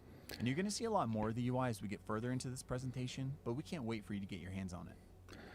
Now, one of the main features of Unreal Engine 5 is Nanite, our virtualized micropolygon geometry system that frees artists to create as much geometric detail as the eye can see. Virtualized geometry supports orders of magnitude more triangles without compromising speed, and replaces the traditional system of mesh LODs, handling all detail transitions yes, seamlessly. getting without rid of the any additional level of setup. detail In other words, Nanite models. lets This the artist create this what the engine does this the work. nanite thing is Switching to this nanite visualization, you can see individual triangles like rendered this is out a as different colors. this is an in the incredible viewport. step up. And because the geometry is now virtualized, you can feel free to place assets like these all throughout your scene to fill out a massive player space.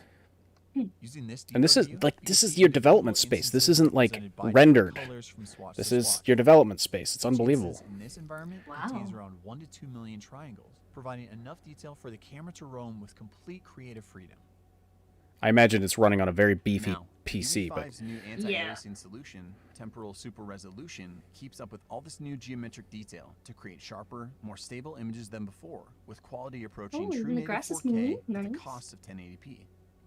yeah, the grass animation looks just a little fake. But While th- highly th- detailed Yeah, a little assets bit. are great on that's their the thing own, with it. It's like high-quality lighting that it's all rocks. realistically reacts to your scene and Rocks are opens the kind door of to more easy, dynamic worlds but and it does look artistic it is very Lumen impressive. is our fully dynamic, Mhm. real-time global illumination solution that immediately reacts to scene and light change, making for more believable experiences. And the GI hooks in directly with our time of day settings, allowing for true physically based setups for photorealistic environments. The Megascans library has meticulously calibrated physically based surfaces and objects in the thousands of assets as of today. And the assets that we're highlighting here show just how powerful it is to have Nanite and Lumen working in tandem. Also, thanks to the new Sky Atmosphere system, it is incredibly simple to quickly simulate realistic time of day, carefully art direct volumetric clouds, and make Oh, that's modifications so to cool. things like atmospherics, sun position, and fog. And for this example, we wanted a fully dynamic scene. No light baking and realistic interpolation between the different times of day. Ooh, dramatic lighting. Of course, when in development, having access to high quality content. See, this is what I mean. helps Like you iterate quickly. and Yeah, saves lots of it's you time. can see quick, it's exactly what it easy. looks like. Yeah. Yeah. With Quixel now being a part So of the Epic Games they family, are, we've made the and this full is a lot. Megascans library free and open for From what all I'm told, Unreal Engine this users. engine is actually Bridge, our online very, browser for very Megascans easy assets, to has use, and historically it is functioned very, as a very standalone smooth. application for quickly And it is exporting something assets that, in that bulk for the directly most into part, the engine, they are, albeit separate you from know, Unreal. they're Today, really, we're happy to like, announce that Bridge is now developers are really natively looking integrated forward to this. So directly this is into the great engine news. UI. Mhm. For the Now most you can part, simply I have a drag and drop caveat, assets but for the directly most into your part, scene yes. for a Yeah. more intuitive Well, let's see and what else I'll they get into show a us. caveat later on. Yeah, yeah. With your I know you have Epic some Games, thoughts gain on it. Immediate access to thousands of assets to use for free in your Unreal Engine projects. We are constantly looking to enhance the value of the Megascans library. And today we're excited to announce that we're adding a brand new asset type called Mega Assemblies. Mega Assemblies are the natural next step for us in removing even more barriers for artists in crafting their worlds. By combining existing assets from the Megascans library, our artists are pre-assembling elements that can be quickly accessed and leveraged to populate your scenes. Using the Moab set, let's add an assembly to our scene. And just like that, we were able to quickly change the composition of this area in our map.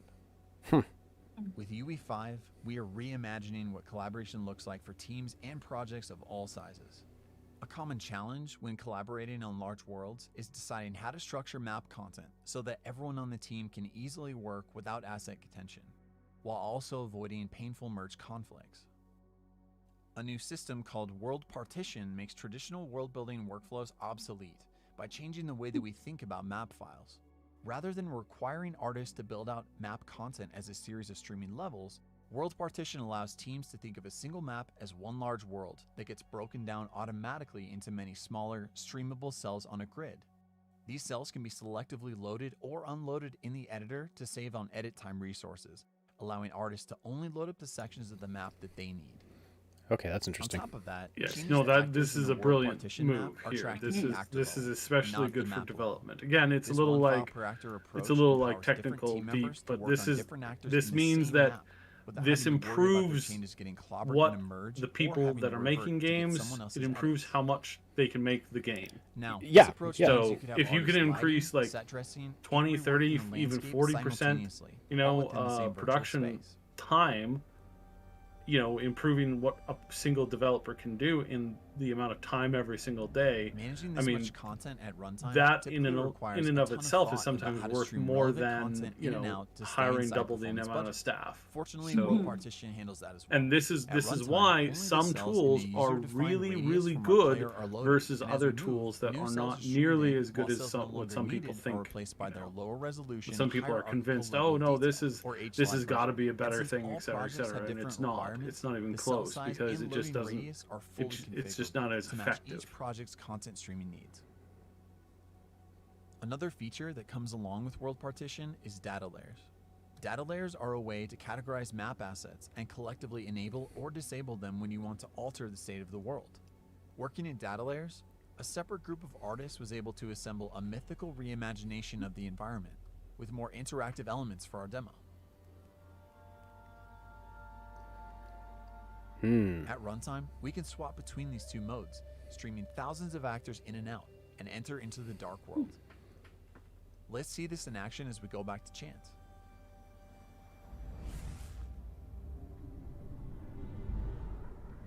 Thanks, Galen. Many runtime and interactive frameworks in Unreal Engine are getting significant updates in UE5. One thing we've added for animation is an experimental new full-body IK solver, which is designed to give you better results with less work. Request to turn up Here, the you video can see it in sound action from as the Zoe rig in the for our chat. player character, Oh, sure. Echo, corrects itself to Yeah, adjust yeah, for it's a animation. little It's a little with quiet. new full-body IK solver, which is designed to give you Yeah. better results with less work. better. Here, Yeah, you can see it in This is action what I'm for really our player interested in character. here. Echo corrects itself to adjust for The variations on the ground feet below do it. adjust It's automatically deterministic, to reliable, the and around ground, 10 which times is faster interesting than to see. before. To build and maintain more scalable gameplay systems, we've also added a new framework called Game Feature Plugins that will allow you to build and ship game content in a more modular way. With Game Feature Plugins, numerous core gameplay features can be built in parallel with better encapsulation and finer content organization. Game Feature Plugins allow developers to add activation instructions to extend base game functionality, register new input actions for players, and interface with other frameworks such as animation. When we shifted into the Dark World, we also activated a new game feature to give Echo a brand new attack ability. All of the assets and logic needed for the ability, including new animations, input controls, blueprint code, VFX, and audio, are contained inside this plugin, and core game classes have no idea that these assets exist until we activate it. We've also added a feature called Animation Motion Warping, which Now allows that you to thing that manipulate they just root talked motion about animations how to like adapt them to the world. you don't have to load info until your character's actually doing the thing. That's huge for efficiency. Oh, for sure, yeah. And I just paused it here because I want to hear what he's saying about this animation motion warping. So, Echo's vault animation was authored to the specific dimensions of this rubble. Leveraging motion warping, we were able to add notify states in the vault animation asset that can react to transform data passed in via blueprints. This allowed us to reuse the same animation to vault over other assets of different dimensions, like these pieces of debris, by sending information about their size into the motion warping system. Before triggering the vaulting animation, a blueprint script Okay. determines her rotation, it's how high up she jumps, how far she needs to move to get to the other side, and where her feet should land. that's cool that Motion that's all warping one then adapts animation the with root just motion of the certain vault animation to match this certain data. values tweaked. Also, for the Rift Interact animation, Not a very good we jumping used animation, motion though. warping to place Echo in the perfect position in order to ensure her hand would always touch the Rift. So on the topic of animation, Unreal Engine 5 also includes our in-editor rigging tool, Control Rig.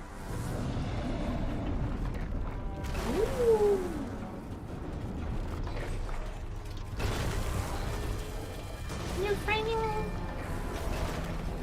All right, that thing's pretty cool. That's a really sweet design. Collider. Meet the Ancient, a film-quality creature imagined and built by our friends at the Aaron Sims Creative Company. We partnered with Aaron Sims and his group of talented artists to concept the Dark World and to bring it to life through an enormous mythical adversary. Now, every single animation for the Ancient was authored wholly in engine by the Aaron Sims creative team using Control Rig and Sequencer, our linear cinematic animation tool.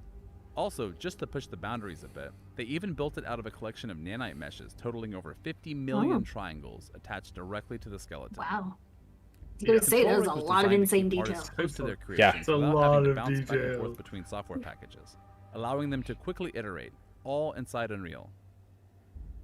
While imagining the battle between Echo and the Ancient, we wanted to give the creature a heavy laser attack that Echo would have to avoid. We needed it to track Echo's location in the arena and fire a slow, sweeping blast towards her. Taking advantage of the full-body IK solver mentioned earlier, we were able to influence the direction and distance the Ancient reaches out during the firing animation, based on where Echo is in the scene. Let's see the results. Here is what the base firing animation looks like.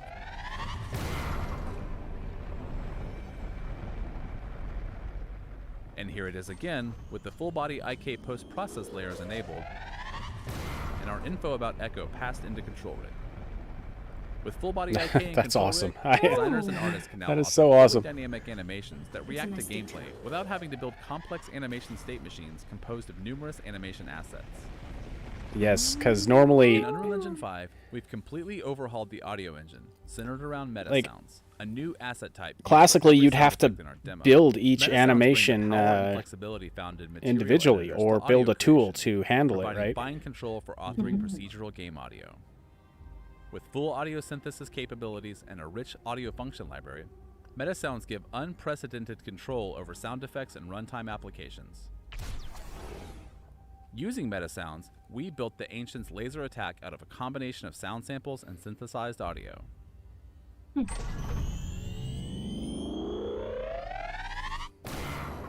Let's briefly break down how it was set up. Using the stereo mixer, let's isolate and play just the synthesized charge sound.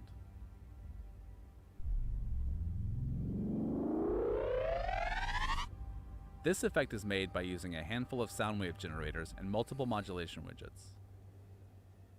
Now, let's mix back in our sound samples to hear the final result again.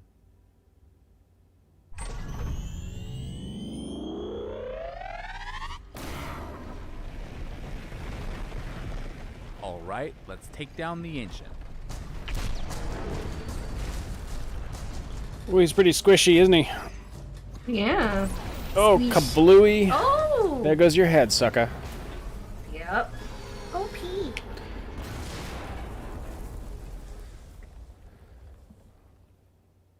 They probably Now, don't have a lot of everything we've like been showing you in combat today's demo animations for focuses them on other some of the than new ones features that- in UE5. Well, I mean, Many of your but it favorite wouldn't UE4 take long features, for them such to as do Niagara them. particles Yeah, and that was just a chaos sample project, physics, obviously, but Blueprint visual scripting, and more have also received numerous updates in Unreal Engine 5.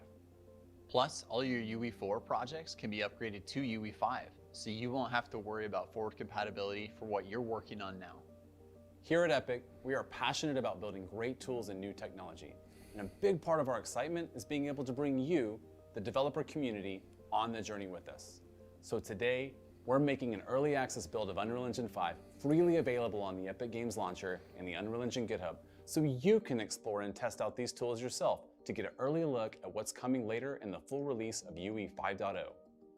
Also, we're releasing the project source for Valley of the Ancient, so you can check out how we use these features to build everything you've seen in today's demonstration. We've got a series of deep dive conversations on these topics lined up for Inside Unreal, our official weekly live stream, where you can hear from the engine dev team and ask your questions. Now, these are still the early days of UE5, and you can expect more news and features to be announced as we move closer to a production-ready release targeting early 2022. Follow the Unreal Engine social channels for more information, and feel free to download the early access release of Unreal Engine 5 and the Valley of the Ancient project today. Thanks everyone for watching, and welcome to Early Access. So there, Okay, so- there has been some news regarding this particular engine. It's still largely in development, and it's still largely going through iterations and whatnot. But we do have one of the new engine types that's coming out of the ex Blizzard studios has signed on essentially to do this. Like, they've switched over to this engine fully. So that means that their game will most likely be one of the first large titles with it. So Oh, okay. this is, again, this is one of these things where it's like, this is very interesting for what we're getting and the preparation for the work that they're chasing. There is so much like there's so much growth to be had with this engine in the future. And it's a very good engine. It is one of the best. And this is, I mean, even as is, especially now with the tech that they've been talking about, we're going to see more and more smaller teams using this to create some really amazing projects. Mm-hmm. Excuse me. I spend a lot of time, focusing on indie engines, indie companies, indie games, indie projects, and I've got to say that a tool like this is quite handy to make high grade stuff.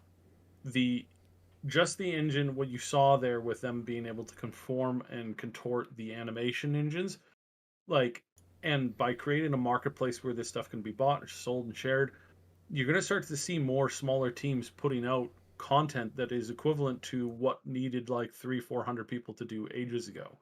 And that's a good thing for games, because that means that we're going to be having more and more tech, and there's more and more like room for people to become essentially their own like how do I explain it, their own like drivers, um self-employed types who can go in and do, whether it's animation or whether it's taking, you would have you have a possibility if you have a really good capture camera that you can capture at like 12K.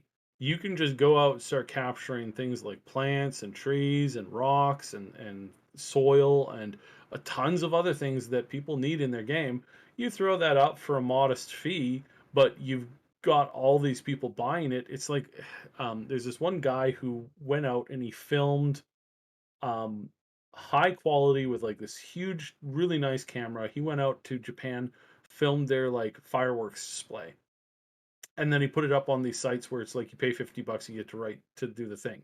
He makes millions of dollars off of that every year, because millions of people need a fireworks display in their video presentation or in some footage that they're using. And so they buy a licensing fee to access this stuff, and he gets a big cut of it. So tech like that, we're going to start to see more commonly. So again, if you're an animator or if you're an actor or if you're whatever, and you're able to like do something and interject it into this game, whether it be through motion capture or half a dozen other different things, you're going to start to see that become more and more commonplace. And Unity uses this kind of like shopping source system quite effectively as well. So really good, really cool. I am very excited for most of this stuff. Yes, I am curious how long it took them to make this. I don't think they mentioned that, unless I just missed it. But I wouldn't. That's not. I wouldn't. That's not a metric that you need to be concerned about. People who create engines are not the same as people who use engines to create stuff. It's like asking one of the engineers who designed a race car how fast he can do the Indy 500. Well, nowhere near as fast as the top 2,000 drivers who race cars professionally. It's two completely different fields.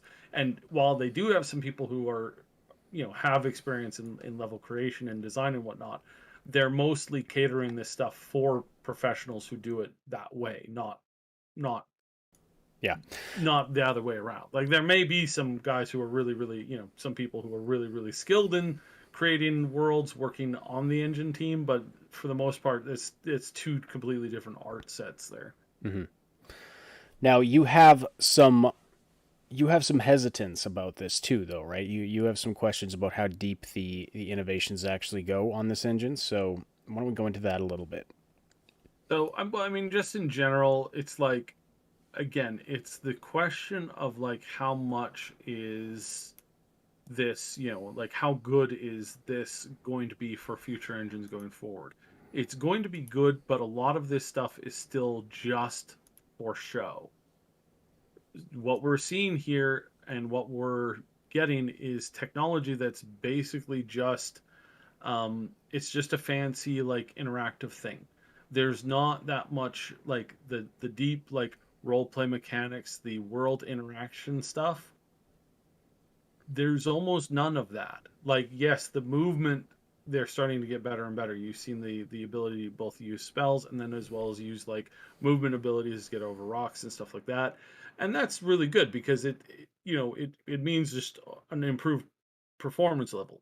But what does this mean for things like, our types of favorite games? The Fallout or the Skyrim type stuff where you're walking around and you're picking up stuff off the ground and you're moving the objects and you're able to like steal all the wheels of cheese in the game and put them into a closet and they're all there and you open the closet and they come tumbling out. It's like, what about that tech? What about that stuff? What about that kind of thing? There's no mention and has been no mention of like finite control. It's all like animational based stuff. Yeah. So the world's not alive, living, breathing. We saw to use a more current example. We saw in the previous game with Horizon Zero Dawn that she was using her like grappling hook to climb up to these tall towers things, and then those tall towers were being knocked down by the mammoth, and it was changing the scope of the world like right there and then. This Unreal Engine does not have a lot of that. The destructible environments, that kind of tech has potential to be there, but it hasn't obviously become a critical or core part of it, and they haven't developed. It looks like they haven't. I would say that they most likely haven't developed that technology very much at all. I was going to say, do you think, is it something that they're still, like, are they just showing us the features that are ready for prime time, or is that stuff on the back burner for them, do you think? I wouldn't say it's on the back burner. I would say that it is most likely, still a ways away from being perfected. And it's, they have some directions that they need to go first and foremost before they can do much else, basically. Mm-hmm.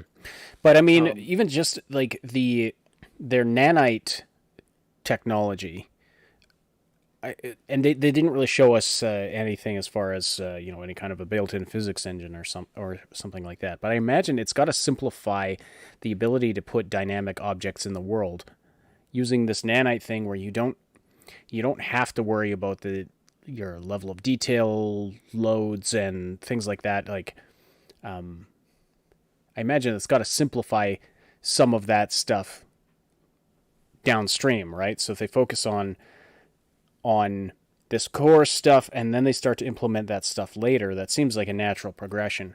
Yeah, and but what I'm saying is that again, I'm not too concerned about it, but it is one of those things where it's like, this engine is for showing. It's not really for allowing you to meddle, right? Like, that's the difference between an engine like this and an engine that has more voxel based tech or more physics based stuff like a Skyrim or Fallout, where like you pick up almost any object moving around, like that kind of stuff. And now, can they do that? It's possible, but again, it's not what the engine is designed from the ground up to begin with. So those are things that are tacked on later. Can they become just as good? Possibly. Will they? Again, possibly. And well, it's going to take some time, and it's going to take a company to invest in building that tech into it. So again, what we're going to be seeing out of this is games that are flashy, showy. First-person shooters are going to work really, really great with this. Like, RPGs where you're running a character around, very lightly interacting with the world, like next to no like deep interaction, just like running around, pew pew, running around, pew pew, and then that's it. That's your extent of like what you're doing in that world. You're solving a puzzle by like standing on a thing or pushing a lever here or there. It's like that kind of stuff. It's not really that deep, like, inbuilt control tech that we are waiting to see that are coming in other engines and other games that are, it is possible for us to see that, sometime soon, but it's still a long ways away as far as like, getting our hands on it like in the here and now. So There's a question from Zoe in the chat. Did you see that Epic is funding a metaverse? That's probably way more important than this engine entirely. it's well, it's one of those things where it's like that has potential to really grow into something bigger and better, but it's we'll have to see how they handle it, right? Because like somebody said, oh yeah, they're building a metaverse for Star Wars. You told me that 6 years ago, I would have been like, interesting. And you tell me that now, I'm like, right, Yeah, okay. yeah, good luck with that. Yeah. Right, like it's like it depends, and it depends entirely on how good and how well the technology has been, or not the technology, how good the writing and how good the universe is. Is it something that's just a joke, or is it something that's, serious? Are they seriously like chasing this technology? Are they seriously looking forward to like making this stuff work? That kind of thing. Mm-hmm. Yes, I think my thought on this is that, I mean, you're right. They're starting with the stuff that is very flashy and for show. It's also the stuff that is core. And I think, like, you start with this core, you add a physics engine to it. You tack on an AI system to it. And these things could be modular, built by the developer. They might add them in so they're natively in the engine, but it's not. This isn't the kind of thing they're going to release and be done with. There's going to be ongoing development for the engine. Mm-hmm. So I think we might start to see some of those things. I would love to see a demo in a couple of years where they just tell it to rain a million cheese wheels on their desert, and see that happening. The chance, cloudy with a chance of meatballs. Yeah, exactly. So, Fritz Musterman says, so you're saying I can't pick up that random stone in the distance or comb my hair in the game? I just want an RPG that has 100% totally open world. If there's a door, I want to be able to open it. That's the dream, really, right? That's the dream. It is the dream, and we are moving closer and closer and closer with all of these new engines and whatnot that are coming out. But it is still a long ways away. It is still not something that is quite, where some people want it to be, where you're thinking it can be, all that kind of stuff. We're still a ways away from it. And again, it's like we're getting closer, but temper your expectation, basically. All right. Well, I think did you want me to do the speed round? Like, I can do a speed round with this with these predictions. Oh, the Bethesda Microsoft stuff. Yeah, sure. Yeah. I'll bring up the Bethesda Microsoft showcase. What are we getting? How is it going to come down to? That Echo would have to avoid. We needed it to track.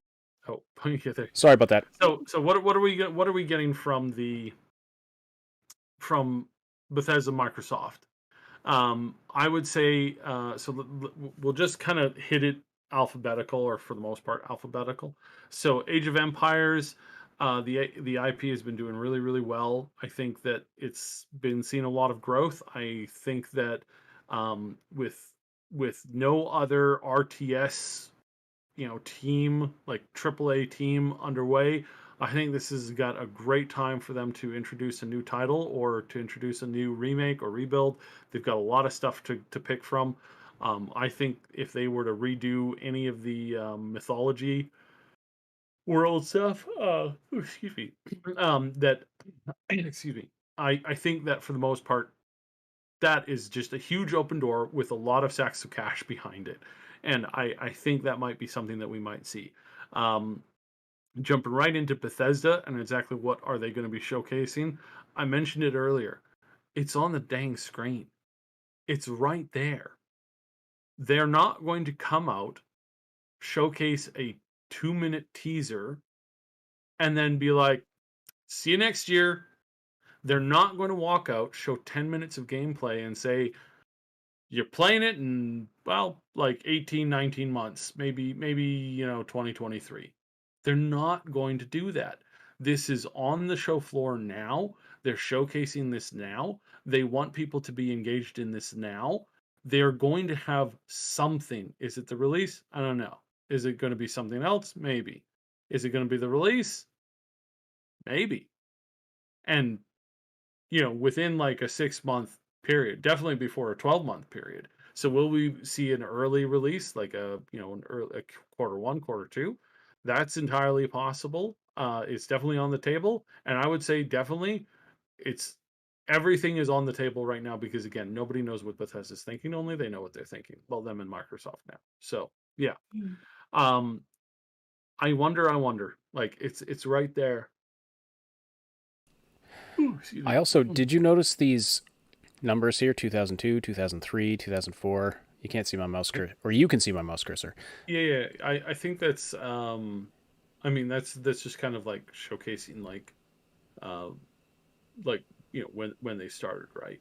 So Yeah, I suppose it might mean nothing. I'm not sure. Like there's not too much to dig into here. We've got a Starfield image from the actual thing. We actually have an actual Starfield in the background. We've also got Halo Master Chief. So yeah, this. I could tell you two games that are going to be prominently showcased here: Halo and Starfield. I those feel are just like be you're two right. very, Yeah. very prominent things. Fable. Moving on here. Fable. Will we get a Fable thing? I think so. It seems quite likely. Um, they've obviously been in production for a long time, but it's a new studio. It's a new goal. It's a new direction. Are they going to get it? Are they going to put out something this time? I don't know. It's like a 50-50. Flip a coin for it. Ghostwire. I kind of doubt that Microsoft is going to spend a lot of time talking about a title that is exclusive to the PlayStation. I expect to have like a brief amount of time of like, hey, this is what we're working on. It's going to be great. I suspect that we're going to get a little bit of that, but as far as everything else goes, Well, I mean, they still want to sell it, right? Because it's still. Yeah, they still want to sell it, but Yeah. Are they going to devote 15-20 minutes to a live show? I kind of doubt it. We'll get a little teaser of it, and then I suspect that this is going to show up much bigger later in the week at E3, on another stage. That's probably where it's going to take off. All right, Halo again. Just look at the screen. I mean, Halo. Yes, obviously there's going to be Halo. They've obviously had time to improve things. They've always, they've been working on stuff. I hope they've learned their lesson. I hope they're going to showcase its strengths, not its weaknesses.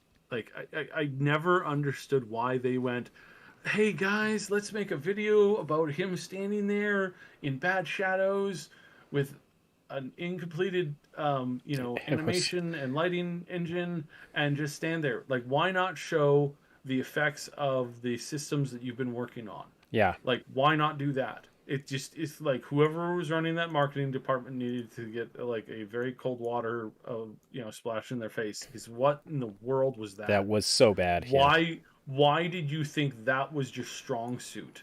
Like, find out what your strong suit is and then sell it. I mean, that's it's so easy. It's like, oh, good lord. Anyways, Hellblade 2.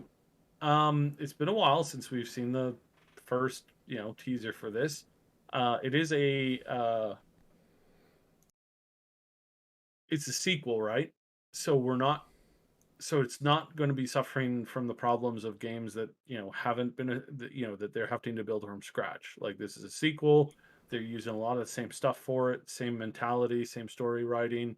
Again, it's not that they're copying stuff. It's just that they can move easier from this project into the next project when it's a sequel, instead of like moving from that into making space Smurfs. It's like it's just an easier thing to move to. So I expect that we'll have maybe an update. It seems to be about the right time. So yeah, fingers crossed again. Something that I think we're going to see big here at this one is going to be some kind of announcement and some kind of big showcase for Japanese developers, especially Japanese-based games. Would make sense, yes. Microsoft has been schmoozing as many people as it can. We have heard that there is an upcoming buyout from a major pack of studios. Microsoft has been trying to make Nicey Nice as much as it can, and right now is a great time to do it. There's a lot of developers who are in sore need of funds and are in sore need of tech as the new console generation dawns, and these people need support, and they need it from a company that has their interests at heart, and that's not Sony anymore. So I think we're going to see something big there. Obsidian Entertainment. There are so many doors open for Obsidian right now. Between the Outer Worlds, Avowed, and Grounded, they have just an enormous amount of like positive things going on for them. But they also have had many other doors open, working on a new Fallout IP. Dare I say again, the ability for them to work on their own vision unimpeded by other people telling them what they can and cannot do, coming up with stupid rules, coming up with stupid things, for them to be able to come out with their own story for the Fallout universe, which is a lot of these people's first love, unimpeded completely. I mean, I got to think that they're interested in that. That has got to be something that is making them interested. Their amazing success with Grounded is something that is definitely on the table. Um, will they abandon a project? There's a good chance of that. Honestly, I really think that there's a good chance that they might walk away from, or put on ice, rather, I should say, put on ice Outer Worlds or Avowed to focus on, Avowed, nobody knows what that's about. Outer Worlds did good, but it's not. It didn't do as great as what I think Fallout would do. If they did an Outer Worlds 2, I think that would sell like a moderate number of things, and it would be decent for them. I think if they created a new Fallout game, I think that would be a barn burner. I think that would be absolutely massive. But again, are they going to be have they been working on this and time to release or talk about it, at this convention? I doubt it. I very much doubt that Yeah, they've it's had a chance to work on anything, um, you know, expectantly. Will they have something to showcase there? Probably at least one thing, because again, they have so much going for them that I expect to see at least one title there, if not two. Again, either an update or like, because Grounded is essentially it's out, right? Mhm. So it's just them working on it and adding things to it and coming up with new stuff for it, and it's really cool. It's a good product. I like it. Um, Psychonauts 2, well, the fact that it's been, planned to release for 2021 forever seems like we're going to get it big here. So expect that. Expect to see a lot of that. Perfect Dark. Um, most likely no. Most likely no on Perfect Dark. It's just been too soon, I think. And I think while they may have like a progression update or progress update to make, I don't think they're gonna actually have something on on the proverbial show floor to showcase. Maybe another teaser, an, but not gameplay, because I think this is a title that's at least another year and a half to 2 years away at the very least. Hmm. It's a big thing.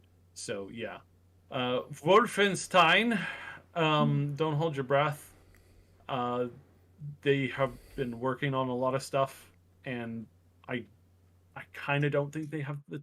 I don't think they've had enough time to pop out another one of these. Um, What is Machine Games working on anyway? There well, was something recently another. announced. Oh, Machine Games is doing the Indiana Jones one, if I'm not Yeah, mistaken. yeah, yeah. Yeah, yeah. So I mean, it's basically going to come down to one or two of those things, right? So I kind of don't think that we're going to get both, because I mean they kind of like, well, it depends on what era they're focusing it on, but like I think them going back to like the World War II aspect with Indiana Jones would probably be a lot better, honestly, in my opinion. ZeniMax Online, not to be confused with ZeniMax, which no longer exists. ZeniMax Online, the online company, has been working on a new title, but I think it's still way too early. They talked about how they're starting a new thing. They mentioned precious little about it. What's it going to be about? Are we going to get a sneak peek? Maybe. I kind of doubt it. Don't hold your breath on that one for sure. What is it?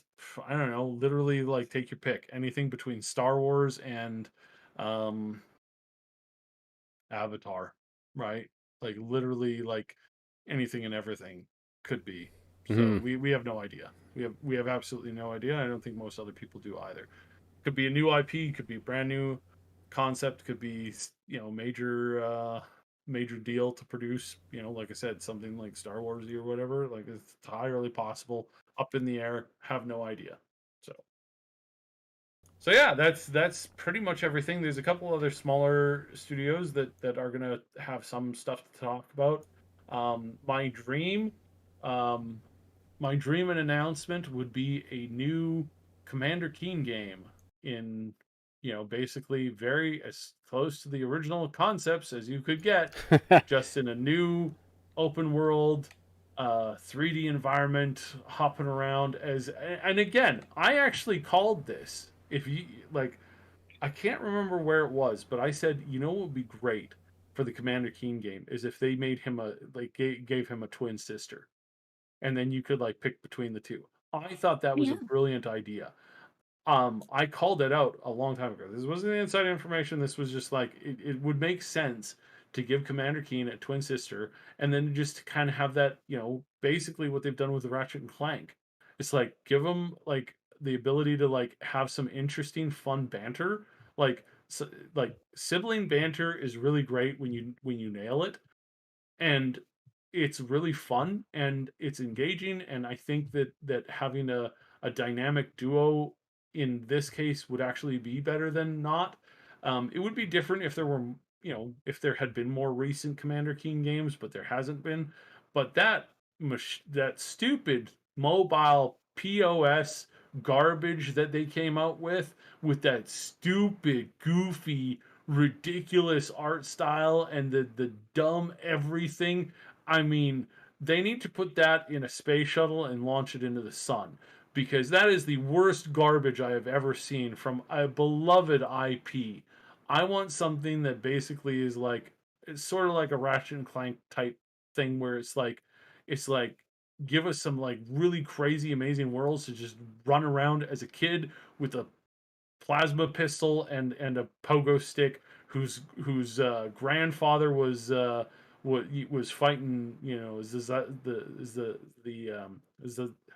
how do you say this without triggering the filter thingy, the Yazis, fighting Yazis in World War II, playing some Yahtzee, his own or their own like grandchild or grandnephew or whatever it ends up being is the Doomslayer. I mean, come on. There's so much you can do with this. There's so much you can do with this.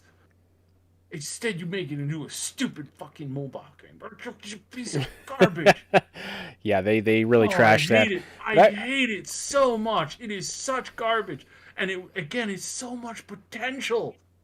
Like, give us something deep and good and awesome.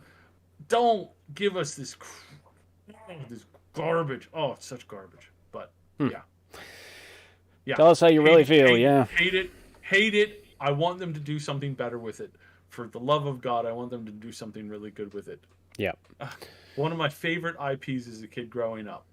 Like absolutely like identified with them, absolutely loved the thing, and they just took a gigantic dump on that lore and story with that stupid mobile piece of garbage. Oh my God. I'm disgusted. Well, you can see, I mean, that was during a time when they were doing that left, right, and center. They were right. Like they did the same. Like, yeah, the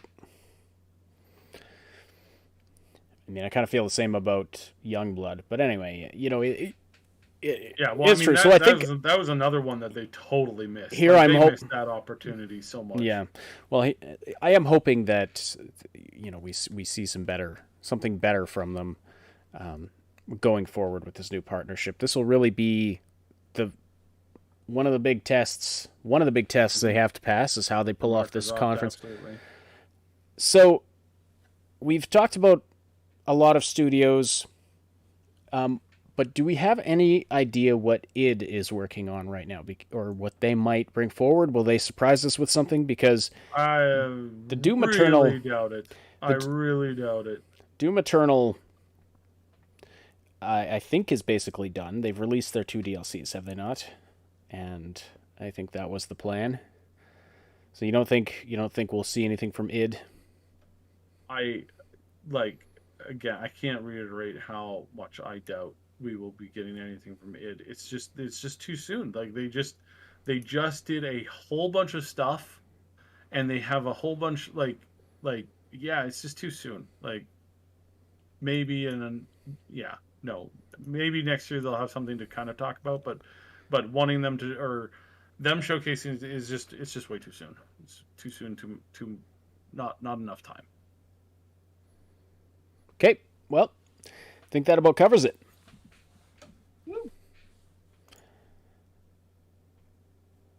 Announcing a Doom mobile game. Yeah, I hope not. Good grief. Oh no. Most likely they'll juggle Doom and Halo. Let's see here. Side must have shite himself when Commander Keen Mobile was announced. Yeah. Oh, I was so excited. We reacted live to that. Yeah, we reacted live to that. So bad. I was anticipating and expecting a big announcement for Commander Keen. It was one of those things that we'd heard through the grapevine. I was absolutely stoked. I was like, oh my god, we're going to get Commander Keen on. I was so happy. I was so excited. And then that came out, and I felt like I had just been like, somebody just walked up and done something really nasty to me. And I was like, wow, screw you all. I think I raged on Twitter a little bit on that too, because I was so upset. I was like, man, you take this like vision of an awesome concept that is just absolutely, something that everybody's been looking for so long, and you just spit on that memory. Mm-hmm. Like, you just don't care. Wow, just wow. It's so bad on so many levels. It's not even funny. So Fritz asked, why no more Elder Scrolls 6 info? Well, Elder Scrolls 6 is a long ways away. We're going to see Starfield long before we see Elder Scrolls 6. I doubt we'll see anything for Elder Scrolls 6 at this event, just because it's too far off. Starfield is their next thing from Bethesda Game Studios.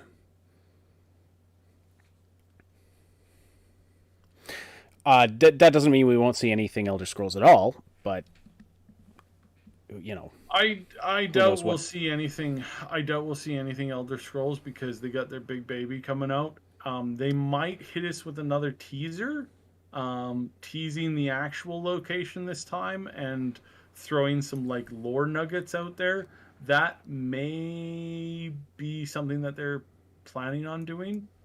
But again, I wouldn't necessarily I'd almost rather they didn't, though, because then it's like, okay, it's exciting, but okay, now we've got to wait a long, long time. Mm-hmm. I would much rather they just start dripping that stuff out within less than a year before they're able to release it, and then big reveal event a few months before they release, and then boom, the game's out. But they gave the teaser during Fallout 76. Yes, they did. And I don't know why they did that. Maybe, which event was that? Was that after Fallout 76 came out and was kind of a disappointment? And then I think they were trying to, if I'm remembering correctly, I think they were trying to regain some, to get back in people's good books with that.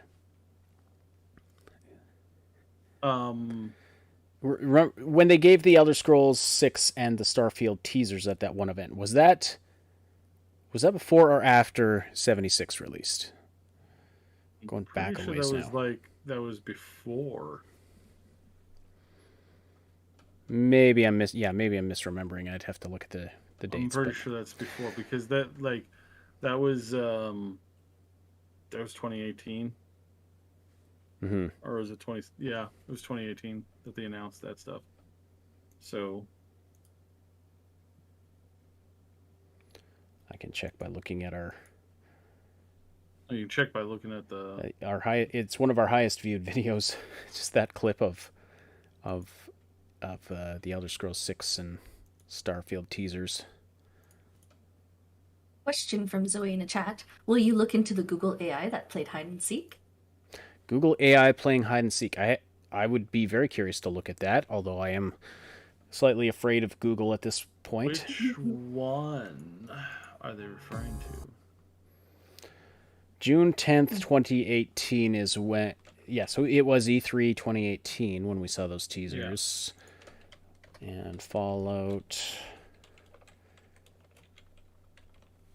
76 released that coming November. Yeah. So it was before. Okay, so... Yeah, why did they choose to do that at that point? Yeah, I don't really know. Thinking back, trying to remember what was going on in gaming at that point. Fritz in the chat says that it came out before the 76 release. Yes. That came out in November. Yes, you're right about that.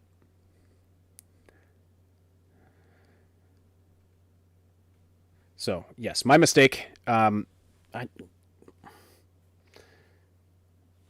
to remember why. I don't know. I think it was kind of a dry time for them, if I recall.